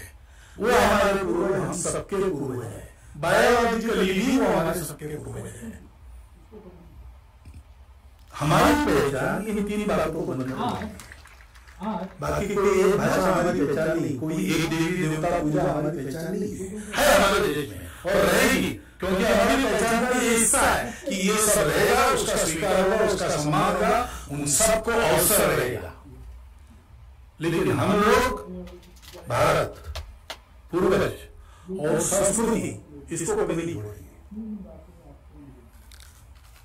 आज समाज कुछ भी चलता हो, लेकिन आप जाकर देखिए लोगों का जीवन कैसे चलता है। तो हमारे देश में प्रत्येक व्यक्ति, यहाँ भारतीय पंथ संप्रदाय में अनेक पूजाएं चलती है और बाहर से भी आने वालों की पूजाएं हैं, लेकिन सब पूजा वाले लोगों में ये 3 बातें आपको मिलेगी। कौन क्या बोलता है इस पर मत जाइए, उसके दिल को देखिए तो आपको यही मिलेगा। सामान्य व्यक्ति तो बिल्कुल यही करेगा, क्योंकि ये मजबूरी यहाँ पर बड़े लोगों की होती है, मेरी जैसी की होती है। आपके सामने बोलना है तो क्या बोलना, नाक खोलकर बोलना पड़ता है। घर में बात करने के लिए ये नहीं रहता। वहां घर में देखिए, घर में यही सब बातें होती है। हमारी राष्ट्रीयता ये है चाणक्य ने इसको परिभाषित किया। आपने कहा चाणक्य ने बताया क्या होता है राष्ट्र? जनपदवती भूमि, राज्य, दुर्ग, अमात्य, कोश, बल और सुहृद, ये राष्ट्र के अंग है। राज्य है ना राजा, पॉलिटिकल एपरेटस, बल यानी सेना चाहिए, दुर्ग फोर्टिफिकेशन सीमा सुरक्षा तारबंदी आदि आदि, कोष ये सब चलाने के लिए अर्थव्यवस्था चाहिए, अमात्य इसको चलाने वाले राज्यकर्ता चाहिए,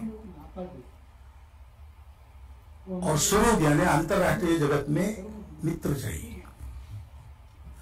लेकिन ये सब बदलते रहते हैं। मुख्य घटक है जनपदवती भूमि। वो भूमि हमारी भूमि यानी हमारी स्टेट नहीं है, हमारे बाप दादाओं की कमाई नहीं है ना, हमने उसको, ये हम मालिक नहीं है इसके, हम इसके पुत्र है। उससे हम एक नाता जोड़ते हैं।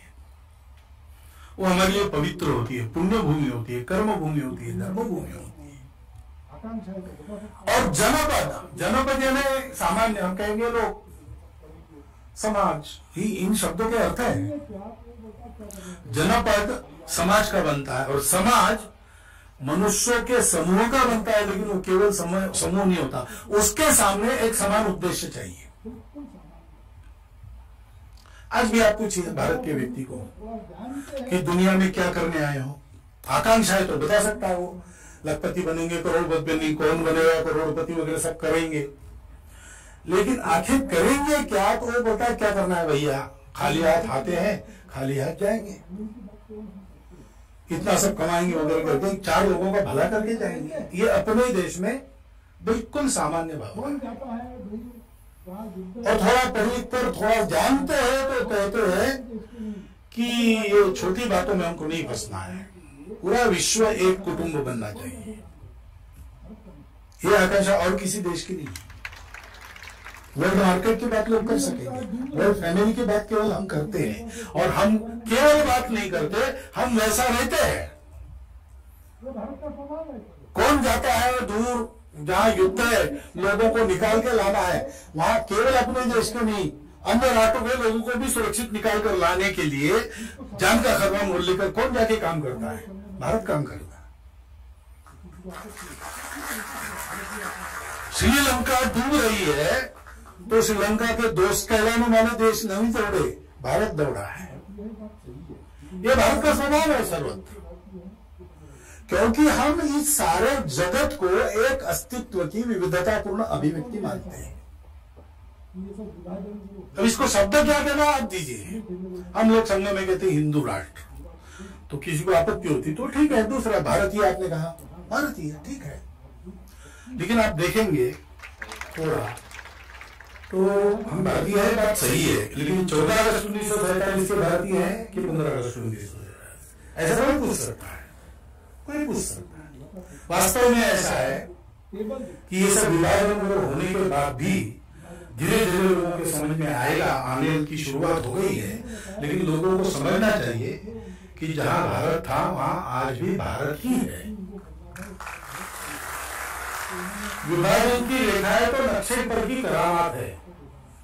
मैंने सुना डॉक्टर प्रणब मुखर्जी से मेरी मुलाकात होती रही, एक बार गया, उन्होंने वो टेबल दिखाया जहां पर विभाजन का नक्शा खींचा गया, और उन्होंने बताया कि वो जो आए थे उनको कुछ इसका ज्ञान नहीं था और बहुत जल्दी उनको करना था, समय बहुत कम था, तो उन्होंने अपनी पेंसिल रख के जैसी खींची वैसा वो विभाजन हो गया। और क्या देखा गया? इतनी मनुष्यता का विभाजन, ये केवल अपने देश की बात नहीं कर रहा हूं, मनुष्यता का विभाजन यही एक कृत्रिम बात है, व्यवहार के लिए कुछ हद तक चलानी पड़ती है, ऐसा मानने वाले हम लोग हैं। तो हमारा नेशनलिज्म किसी के लिए खतरा नहीं बनता, हमारा नेशनलिज्म है ही नहीं, हमारा राष्ट्रवाद भी नहीं है, हमारी राष्ट्रीयता है। और वो राष्ट्रीयता संपूर्ण विश्व को एक कुटुंब बनाकर चलाने के लिए काम करती है, केवल वकालत नहीं करती है। इसलिए भारत बड़ा होगा तो उसमें से कभी हिटलर पैदा नहीं होगा। किसी में अगर हिटलर के बीज भारत में पड़े हो तो दुनिया भारत के लोग उसकी टांग पकड़कर उसको नीचे पहले ही दबा के रख देंगे। ऐसा हो नहीं सकता, क्योंकि हमारा ये स्वभाव है, हम ऐसे ही रचे गए हैं, और जो हम रचे गए हैं वो हमारी पहचान है, वो हमारी राष्ट्रीयता है। इसको समझना पड़ेगा। राष्ट्र यानी नेशन नहीं है। बाकी देशों में राष्ट्रीयता का जो विकास हुआ वैसा हमारा नहीं हुआ है। हमारा परोपकार के लिए हुआ है, दुनिया की सेवा के लिए हुआ है, वही हमारा जीवन लक्ष्य है। अपने अंदर उस सत्य को देखो और विश्व के जड़ चेतन में उसी को देखो और उसकी सेवा करो। एकांत में आत्म साधना, लोकांत में परोपकार, ये जीवन की रीति हमारे यहाँ बताई गई, वो हमारी पहचान है। इसको हमको सबको सोचना पड़ेगा, क्योंकि हम विकास की बात करेंगे तो ये ध्यान में रखकर हमको चलना पड़ेगा। हमको अपने देश में विकास और पर्यावरण का झगड़ा नहीं खड़ा करना है। ये दोनों हाथ में हाथ मिलाकर साथ चल सकते हैं। ये दुनिया को हमको दिखा देना है अपने विकास से। हमारे यहाँ तकनीकी मनुष्यों का विरोध नहीं करती और मनुष्य तकनीकी से दूर नहीं रहते। ये दोनों साथ चल सकते हैं, ये हमको दिखाना है। व्यवस्था की बात तो समय समय की रहती है। आज फेडरलिज्म है, वो पहले तो राजा भी अलग रहते थे। साम्राज्य, भोज्य, स्वराज्य, वैराज्य, पारमेष्ठ, महाराज्यम, अधिपत्यम, ऐसे कितने ही राज्य व्यवस्था के प्रकार हमारे यहाँ चल रहे थे। फिर भी पृथ्वी समुद्र पर्यंत आया एक राजनीति। पृथ्वी राजा के कारण से जो भूमि रहने योग्य एरेबल बनी, कृषि योग्य बनी, उसमें समुद्र पर्यंत राष्ट्र एक है, ये हमारी प्रार्थना रही। तो व्यवस्थाओं की भिन्नता, खानपान रीति रिवाजों की भिन्नता, पूजाओं की भिन्नता, भाषाओं की भिन्नता, ये तो हम अपने प्रकृति का श्रृंगार मानते हैं। ये सब होने के बाद इसके ऊपर हम सब लोग एक है। और क्योंकि ये सारी दुनिया में ऐसा करना है, करने का उपकरण हमारा राष्ट्र है। इसलिए योगी अरविंद के 4 सपने 5 सपने में 15 अगस्त 1947 को एक संदेश दिया, उसमें बताया गया। उन्होंने कहा कि पहला सपना था एक रिवोल्यूशनरी मूवमेंट से भारत स्वतंत्र हो गया और भारत में एकता है, तो अपने संविधान के आशीर्वाद से सबको एक किया गया। बहुत अच्छी बात है, लेकिन एक बात है, ये विभाजन कहां से आ गया? हिंदू मुसलमानों की एकता की तरफ जाने के बजाय एक परमानेंट पॉलिटिकल डिवीजन क्रिएट हो गया। ये इसको कहीं ना कहीं जाना पड़ेगा। जब तक ये है तब तक भारत वर्ष नहीं बन रहा, ऐसा उन्होंने कहा उस समय, उस पत्र। दूसरा उन्होंने कहा मेरा सपना था आशिया के देशों की मुक्ति, और वो भी अब होने लगा है। क्यों? हमारे साथ चीन भी मुक्त हुआ था, समाजवादी बन गया, मुक्त तो पहले हुआ था। ये अनेक राष्ट्रों के और मुक्त होने का प्रारंभ हो गया था। तीसरा उन्होंने कहा कि हमारी आकांक्षा है, वो हमारी राष्ट्रीयता बोल रही अरविंद जी के मुख से, हमारी आकांक्षा है कि सारे विश्व में एक न्यायपूर्ण एक साम्राज्य चले या गवर्नेंस चले, सारा विश्व एक हो जाए। अब कुछ फुटकर प्रयास हो रहे दुनिया में, लेकिन जब तक भारत उसमें अपनी भूमिका नहीं अदा करेगा तब तक वो सफल नहीं होंगे। और भारत जल्दी बड़ा होकर अपनी भूमिका अदा करे, ये तीसरी बात। चौथी बात उन्होंने बताई कि सारे विश्व में भारत की आध्यात्मिकता का संचार हो। आध्यात्मिकता हमारी राष्ट्रीयता का प्राण है। और पांचवी अंतिम बात उन्होंने बनाई कि ऐसी दुनिया में अति मानस का अवतरण हो। इसको स्पष्टीकरण करने के झंझट में मैं नहीं पढ़ता, वो बहुत एक हाई इंटेलेक्चुअल टॉपिक है। आप मूल में पढ़िए, आपको पता चलेगा। अति मानस का अवतरण और पृथ्वी पर होना चाहिए। ये 5 आकांक्षाएं लेकर हम स्वतंत्र हुए हैं। हमारी राष्ट्रीयता इस उद्देश्य के प्रयोजन को सफल करने के लिए है। इसको हम समझें, इसके आधार पर हम अपने लोगों को एक करें, उन्हें पुरुषार्थ का संचार करें, और इसके आधार पर भारत के बड़े होने का रोड मैप हम तैयार करें, उसको चाहे छोटी सी बात को लेकर बड़ी से बड़ी बात में इस हमारी बुनियाद को हम न भूले, इसकी आवश्यकता है। ये जब करते हैं तो भारत आगे बढ़ता है। ये जब नहीं करते हैं तो प्रयत्न प्रामाणिक होने के बाद भी कहीं ना कहीं कुछ गफलत हो जाती है और करने गए कुछ और हो गया कुछ, ऐसे हो जाता है। वो न हो, इसलिए इस बात की एक स्पष्टता होने की आवश्यकता है। उस स्पष्टता में कुछ मदद करने की बुद्धि से मैंने आपके सामने कुछ बातें रखी है। ये मेरा विचार है, आपको इसका चिंतन करना है, जो उचित लगे वो लेना है, और इससे कंफ्यूजन नहीं बढ़ा हो ऐसी आशा मैं करता हूं और मेरे 4 शब्द आपको धन्यवाद देता हुआ समाप्त करता हूं।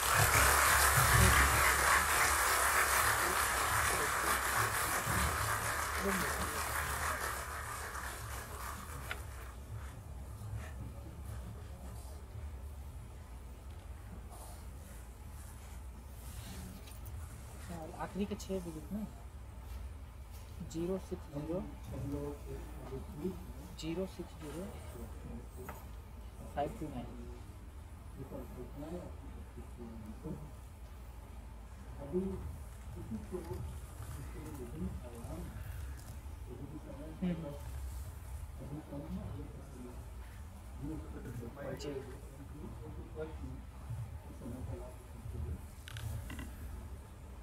हम सभी लोग अभिभूत हैं आपके व्याख्यान से, आपके व्याख्यान में जो संकल्पनाएं आपने प्रस्तुत की हैं उनसे। अभी इसी को, इसके जो विभिन्न आयाम हैं, यद्यपि समय हमारे पास अभी कम है, अगले सत्र में भी उसकी कुछ चर्चा हो सकती है, परंतु 1-2 प्रश्न इस समय का लाभ उठाते हुए आपसे हम चाहेंगे। पहला प्रश्न है, राष्ट्रीयता विषय स्पष्टता किसी भी देश की प्रेरणा के लिए मूलभूत आवश्यकता है। इस स्पष्टता को किशोर और तरुण पीढ़ी के मस्तिष्कों में स्थापित करने के लिए देश में हो रहे प्रयासों और दिशा पर यदि संभव हो तो प्रकाश डालें। Shri KD Malhotra, brigadier KD Malhotra यदि है तो। जी। प्रयास तो शिक्षा में केवल जानकारी का विषय नहीं, संस्कार का इसका एक बौद्धिक ज्ञान होने से कभी फायदा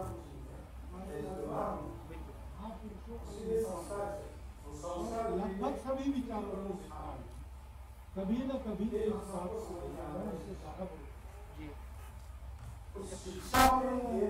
इतिहास में भी ऐसी बातें आ रही क्योंकि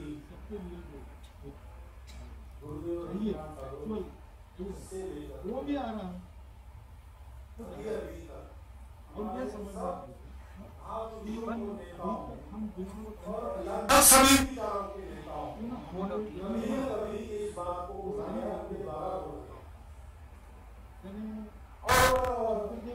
सभी ऐसी बातें आ रही राखी गढ़ी जैसी, इस सबके लिए जो एक चाहिए फैक्चुअल एविडेंस वो भी आ रहा है, वो जानना चाहिए और ये समझना चाहिए कि अभी तक हम जिनको दंत कथाएं मानते थे उन हमारे ग्रंथों में ये सारी बातें हैं।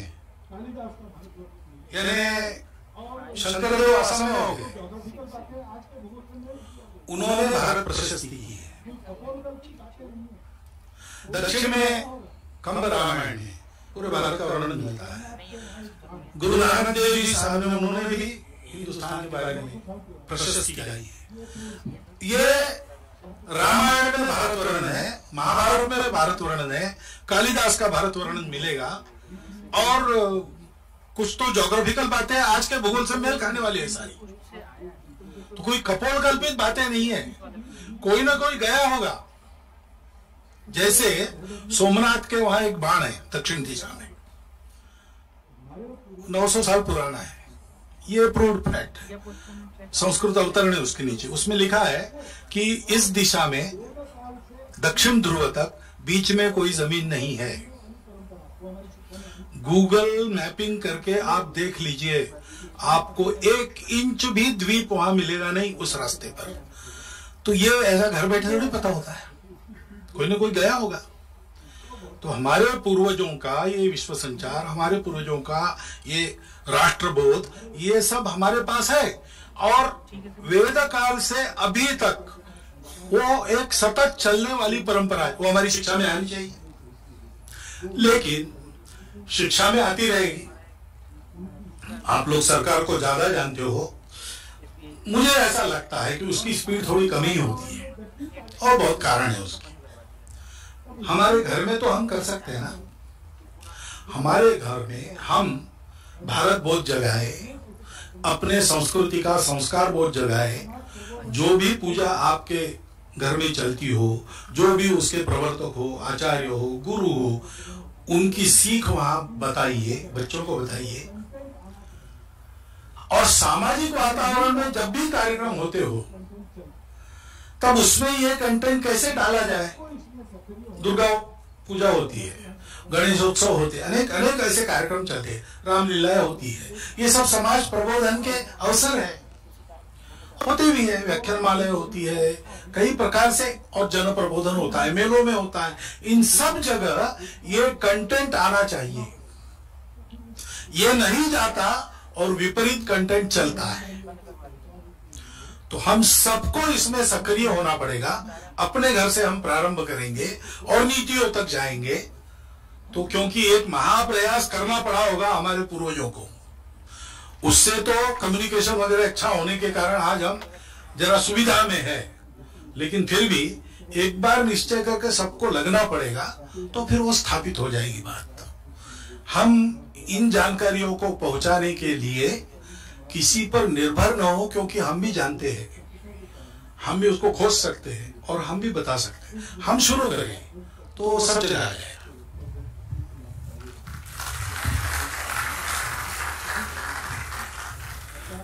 दूसरी जिज्ञासा है, यह विषय सीधा इतिहास से भी जुड़ा है, विशेष रूप से मध्यकालीन इतिहास, जिस समय देश पर आक्रमण हुए। इसकी स्पष्टता विशेष रूप से मुस्लिम समाज, जो लगभग पूरा मतांतरित समाज है, और जिस अस्पष्टता के कारण इस देश का विभाजन भी हो गया। इस दृष्टि से समाज में स्पष्टता लाने के लिए आपके वक्तव्य अत्यंत लाभकारी हो रहे हैं। आप पूरे देश का भ्रमण करते हैं और सभी वर्गों से मिलते हैं, अतः इस दृष्टि से हो रहे प्रयासों की कृपया जानकारी देने का प्रश्न। देखिए, ये समरस होने की प्रक्रिया हमारे देश के संस्कृति की एक स्वाभाविक सामान्य प्रक्रिया है, लेकिन इस प्रक्रिया में 2-3 बार खलल डाले हैं, तो कट्टरपंथ उभरता है, तब ये इसको अलग करता है। औरंगजेब के समय में कुछ ऐसा हुआ, अकबर के समय में दीन इलाही तक लोग आ गए थे, दारा शिकोह ने उपनिषदों का भाषांतर किया, लेकिन वो चक्र उल्टा घुमाया गया। खतरा अपने अलग अस्तित्व के और अलग लाभों की सुरक्षा पर खतरा महसूस जब किया जाता तभी किया जाता है। हम अलग रहेंगे तो हमको अलग मिलेगा, अन्यों से ज्यादा मिलेगा, ये लालच उसके पीछे रहता है, इसलिए वो हुआ। 1857 में फिर से एक हो गए सब लोग, लेकिन जब ये अंग्रेजों ने देखा कि ये तो आपस में झगड़ने वाले लोग हमारे खिलाफ सब एक होकर लड़ते हैं, तो उन्होंने योजनाबद्ध प्रयास शुरू किए। अपने सेंसस से लेकर तो प्रत्यक्ष अलग राजनीतिक लाभों की लालच दिखाकर लोगों को उन्होंने एक दूसरे से अलग किया। आज हम जितनी जातियां सुनते हैं, जितने अलग अलग संप्रदायों के शब्द सुनते हैं, रिकॉर्ड में, जनजीवन में तो थे, रिकॉर्ड में ये सब नहीं था, वो बाद में आया। तो एक योजनाबद्ध षड्यंत्र के तरह हमको दूर रखा गया। उसकी परिणति पाकिस्तान में हुई, क्योंकि ये कंफ्यूजन था। जिस समय पाकिस्तान हुआ 1940 के बाद वो प्रक्रिया गतिमान हुई। उसके पहले तो पाकिस्तान की वकालत करने वालों को भी लगता नहीं था ये होने वाला है। 1940 के बाद ही द्वितीय महायुद्ध से जो राजनीति बदली, उसके चलते भारत के राजनीतिक दलों के वेस्टेड इंटरेस्ट बदल गए और भाषा सबकी बदल गई। ऐसा करते करते करते वो विभाजन हो गया। लेकिन अब एक बात है आज के लिए, उसके घोर परिणाम सबको पता चले। हम तो सुखी नहीं है, लेकिन जिन्होंने अपने लिए वो किया वो भी वहां दुखी है। और आप देखिए कि जो अखंड भारत में थे और आज भारत नहीं है, उसमें भारत नाम जिसने रखा है वो छोड़कर बाकी सब दुखी है। क्यों रहेंगे ही? अलग अलग में दुख है। एक माल में मिलते जाना दुख है अलग अलग में। वो एक माल में मिलने की प्रक्रिया हमको फिर से चलानी पड़ेगी। उसमें डर क्या रहता है? मेरा नाम मिट जाएगा, मेरी आइडेंटिटी मिट जाएगी। लेकिन हमारी परंपरा ऐसी हो, किसी आइडेंटिटी को मिटाती नहीं, बढ़ा करती है, स्वीकार करती है, मान्यता देती है। ये डर बीच में से जाना आवश्यक है।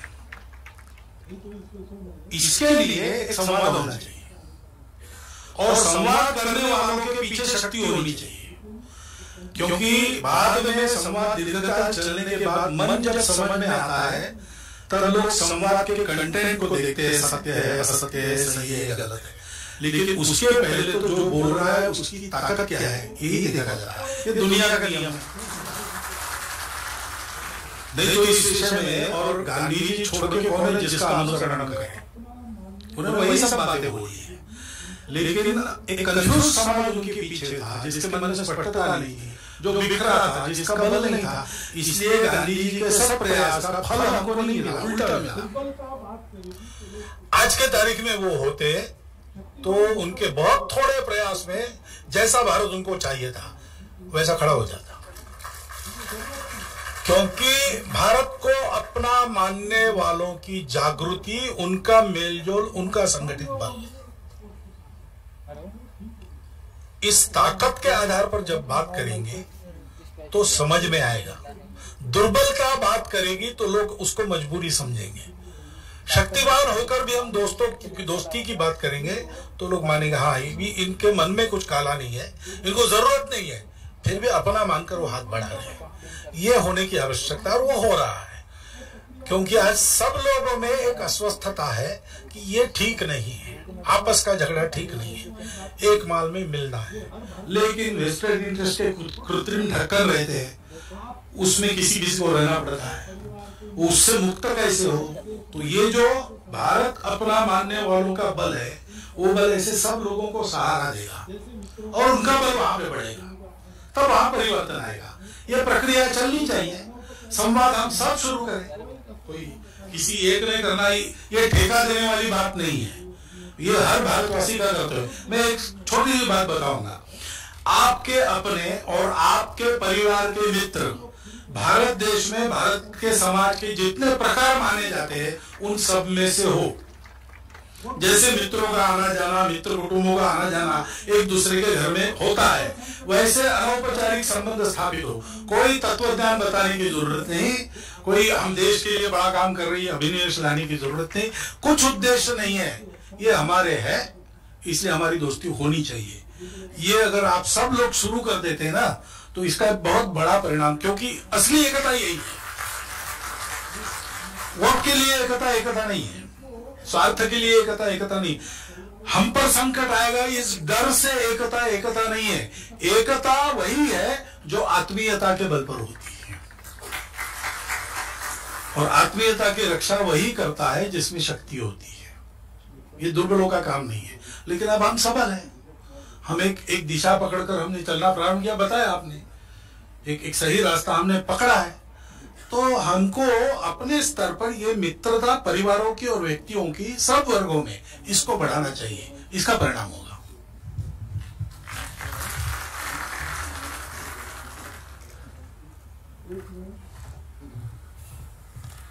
ये प्रश्न जो अभी किया गया था वो श्री विजय कुमार गुप्ता, भारतीय राजस्व सेवा के पूर्व अधिकारी यहाँ पर होंगे। वो जी एक बार अपने स्थान पर खड़े हैं गुप्ता जी। धन्यवाद। अब मैं अंतिम प्रश्न ले रहा हूँ इस सत्र का, क्योंकि इस सत्र का समय समाप्त हो रहा है। ये श्री नंद किशोर गर्ग जी का प्रश्न है कि इस देश में, जी नंद किशोर गर्ग जी, इस देश में जनसंख्या नियंत्रण एक ज्वलंत समस्या है। इससे हमारी राष्ट्रीयता भी कहीं ना कहीं खतरे में है। इस दिशा में क्या ठोस पहल की जा सकती है और संघ का इस दिशा में क्या मत है? 2017 की कार्यकारी मंडली की बैठक में इसके संबंध में हमने एक प्रस्ताव किया है। तो जनसंख्या एक बोझ भी है, जनसंख्या एक साधन भी है। दोनों बातों का हमको विचार करना पड़ेगा।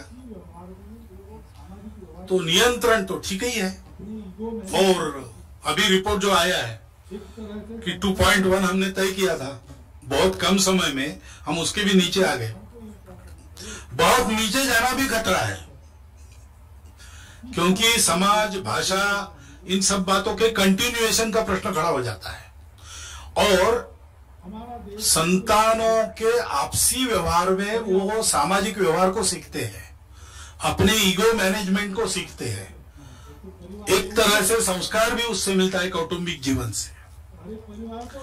लेकिन हमको ये विचार करना चाहिए कि आज हमारे पास डेमोग्राफिक डिविडेंड है। 30 साल के बाद ये सब लोग बूढ़े हो जाएंगे, तब इनको खिलाने वाले कितने चाहिए? हमारा देश कितने लोगों को झेल सकेगा? पर्यावरण हमारा कैसा रहेगा? और ये जैसा राष्ट्र का प्रश्न है, वैसे परिवार को भी आवश्यकता रहती है। तो हर एक परिवार को भी ये विचार करना पड़ेगा कि क्या ठीक है, और पति पत्नी उनके भी तय करने का ये प्रश्न रहता है। और विशेषकर हमारी माताएं, उनको ये सब कष्ट झेलने पड़ते हैं, संस्कार भी उनको देने पड़ते हैं। उनकी क्षमता क्या है, उनका सशक्तिकरण कितना हुआ है, उनको साधन संपन्न हमने कितना बनाया है, ये सब बातें विचार करके। और दूसरी बात है डेमोग्राफी, क्योंकि हम जानते हैं डेमोग्राफी के गड़बड़ से विभाजन का सामना हमको करना पड़ा। और केवल हमारी बात नहीं है, सूडान में क्या हुआ है, टिमोर में क्या हुआ है, तो इसका भी विचार करना पड़ेगा। इसको लेके हमको एक पॉलिसी बनानी पड़ेगी। यानी इन सब बातों का विचार करके वो फर्टिलिटी रेट का एवरेज क्या वो उतना ही रहेगा, ये भी हो सकता है, लेकिन एक नीति हमको ऐसी बनानी पड़ेगी। इन सब बातों का विचार करके समाज का उसके लिए मन बनाना पड़ेगा। वो नीति सब पर समान रूप से, अनिवार्य रूप से लागू करनी पड़ेगी, क्योंकि ये देश के हित का सवाल है, और संपूर्ण देश के हित में जो होना है वो होना है। और जहां गड़बड़ है वहां पहले लागू करनी पड़ेगी, क्योंकि जहां परवरिश की ताकत नहीं है वहां बहुत बच्चे हैं, और जहां परवरिश की ताकत है वहां एक भी नहीं, ऐसी स्थिति आ जाती है। तो ये भी एक विसंगति है सामाजिक जीवन की, उसको ठीक करना पड़ेगा। ये करेंगे तो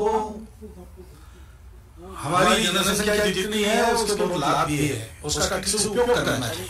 बहुत कर्तृत्व है हमारे लोगों में, नई पीढ़ी देश के लिए कुछ करना चाहिए, इन सबको अवसर भी मिलना चाहिए, किसी पर अन्याय भी नहीं होना चाहिए, और देश के लिए ये करना है ऐसा मानकर सबने उसको स्वीकार करना चाहिए। ये जब करते हैं और लागू करने में हम समान रूप से सबको देख के करते हैं, तब ये यशस्वी होगा, ऐसा होना चाहिए।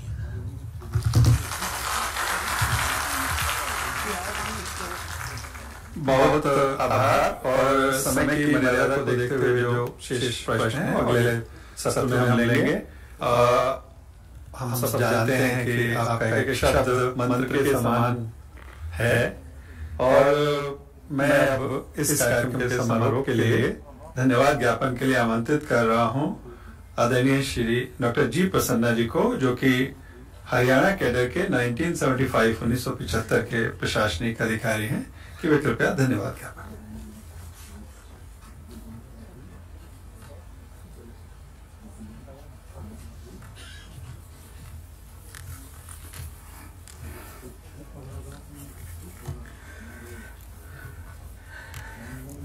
परम पूज्य सर्व संचालक जी डॉक्टर मोहन भागवत जी, आदरणीय श्री धर्मेंद्र मिश्रा जी, श्री संतोष तरेजा जी, उपस्थित इस सभागार में उपस्थित और हमारे ऑनलाइन प्लेटफॉर्म में भी कई साथी ये प्रोग्राम देख रहे हैं, सभी से निवेदन है कि कृपया अपने स्थान पर बने रहें। अभी 5 मिनट में ये सत्र समाप्त होगा। और इस सभागार में जो उपस्थित अतिथिगणों में कुछ हमारे माननीय केंद्रीय मंत्री भी है, सांसद भी है,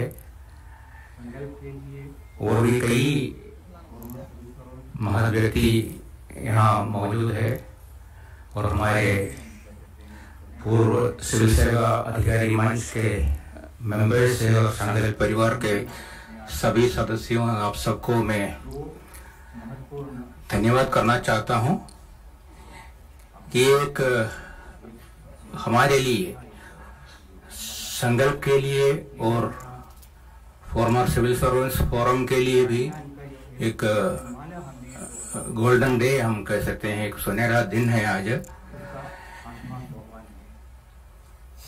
मोहन जी भागवत ने आज हमें 2 महत्वपूर्ण विषयों पर अपना व्याख्यान, एक व्याख्यान हो गया, एक और अभी होने वाला है। ये हमारा व्याख्यान का जो एक व्याख्यान माला हमने 2015 में शुरू किया था, उसका 8वां सोपान है। आज मोहन जी द्वारा ये 2 भाषण जो यहाँ प्रस्तुत करने जा रहे हैं। मैं आप सबकी तरफ से, सारे संकल्प परिवार की तरफ से मोहन जी भागवत का धन्यवाद करना चाहता हूँ। एक बहुत ही गौरवपूर्ण विषय, हमारी राष्ट्रीयता के ऊपर उन्होंने जो प्रकाश डाला और हमें मार्गदर्शन दिया, और मुझे पूरा विश्वास है कि हमारे जो सिविल सर्विस एस्पिरेंट्स है उनको भी इससे काफ़ी अच्छी प्रेरणा मिली होगी और उनको काफ़ी अच्छी सोचने का भी पॉइंट्स मिले होंगे। आपने जो हमें मार्गदर्शन दिया उसके लिए हम सारे संकल्प परिवार की तरफ से और सभी श्रोतागण की तरफ से धन्यवाद करता हूं, और हम आशा करते हैं कि भविष्य में भी आप इसी तरह हमें अपने उद्बोधन का सौभाग्य देते रहेंगे। संकल्प परिवार आपसे बहुत ही आभारी है। मैं श्री नरेंद्र मिश्रा जी का भी आभार प्रकट करना चाहता हूं। ये सर आप हम सबके लिए, सभी सिविल सर्वेंट्स के लिए और हमारे जो सिविल सर्विस एस्पिरेंट्स के लिए, हम सबके लिए एक रोल मॉडल है। और राम जन्मभूमि मंदिर कंस्ट्रक्शन का जो दायित्व उनके ऊपर है, वो भी एक बहुत ही मेजर एक मिशन है आपने जो ले रखा है। राम जन्मभूमि भी एक हमारी राष्ट्रीयता का एक प्रतीक है। उसमें आप जो काम कर रहे हैं वो हम सब उसके बारे में पढ़ते रहते हैं और वीडियो चैनल्स भी देखते रहते हैं। आज हमने राष्ट्रीयता के विषय पर जो अतिथि भाषण दिया है उसके लिए मैं सभी अतिथिगण की तरफ से और संकल्प परिवार की तरफ से धन्यवाद करता हूँ। तो मैं अवश्य सभी अतिथिगणों का मैं धन्यवाद इसलिए करना नहीं चाहता हूँ कि ये केवल पहला सत्र ही समाप्त हो रहा है, अभी और भी एक और सत्र है। मैं आपको धन्यवाद देकर विदा करना नहीं चाहता हूँ, तो इसलिए मैं वहाँ थोड़ा सा अपने आप को रोकता हूँ और मैं आपसे प्रार्थना करता हूँ कि आप समय भी काफी आगे निकल चुका है, इसलिए आप इस सभागार के पीछे जो डाइनिंग एरिया है वहां जाकर जलपान करके बहुत जल्दी वापस आ जाएं, ताकि हमारा दूसरा सत्र 6 बजे हम शुरू करना चाहते हैं। 6 बजे हम कर सकते हैं। अभी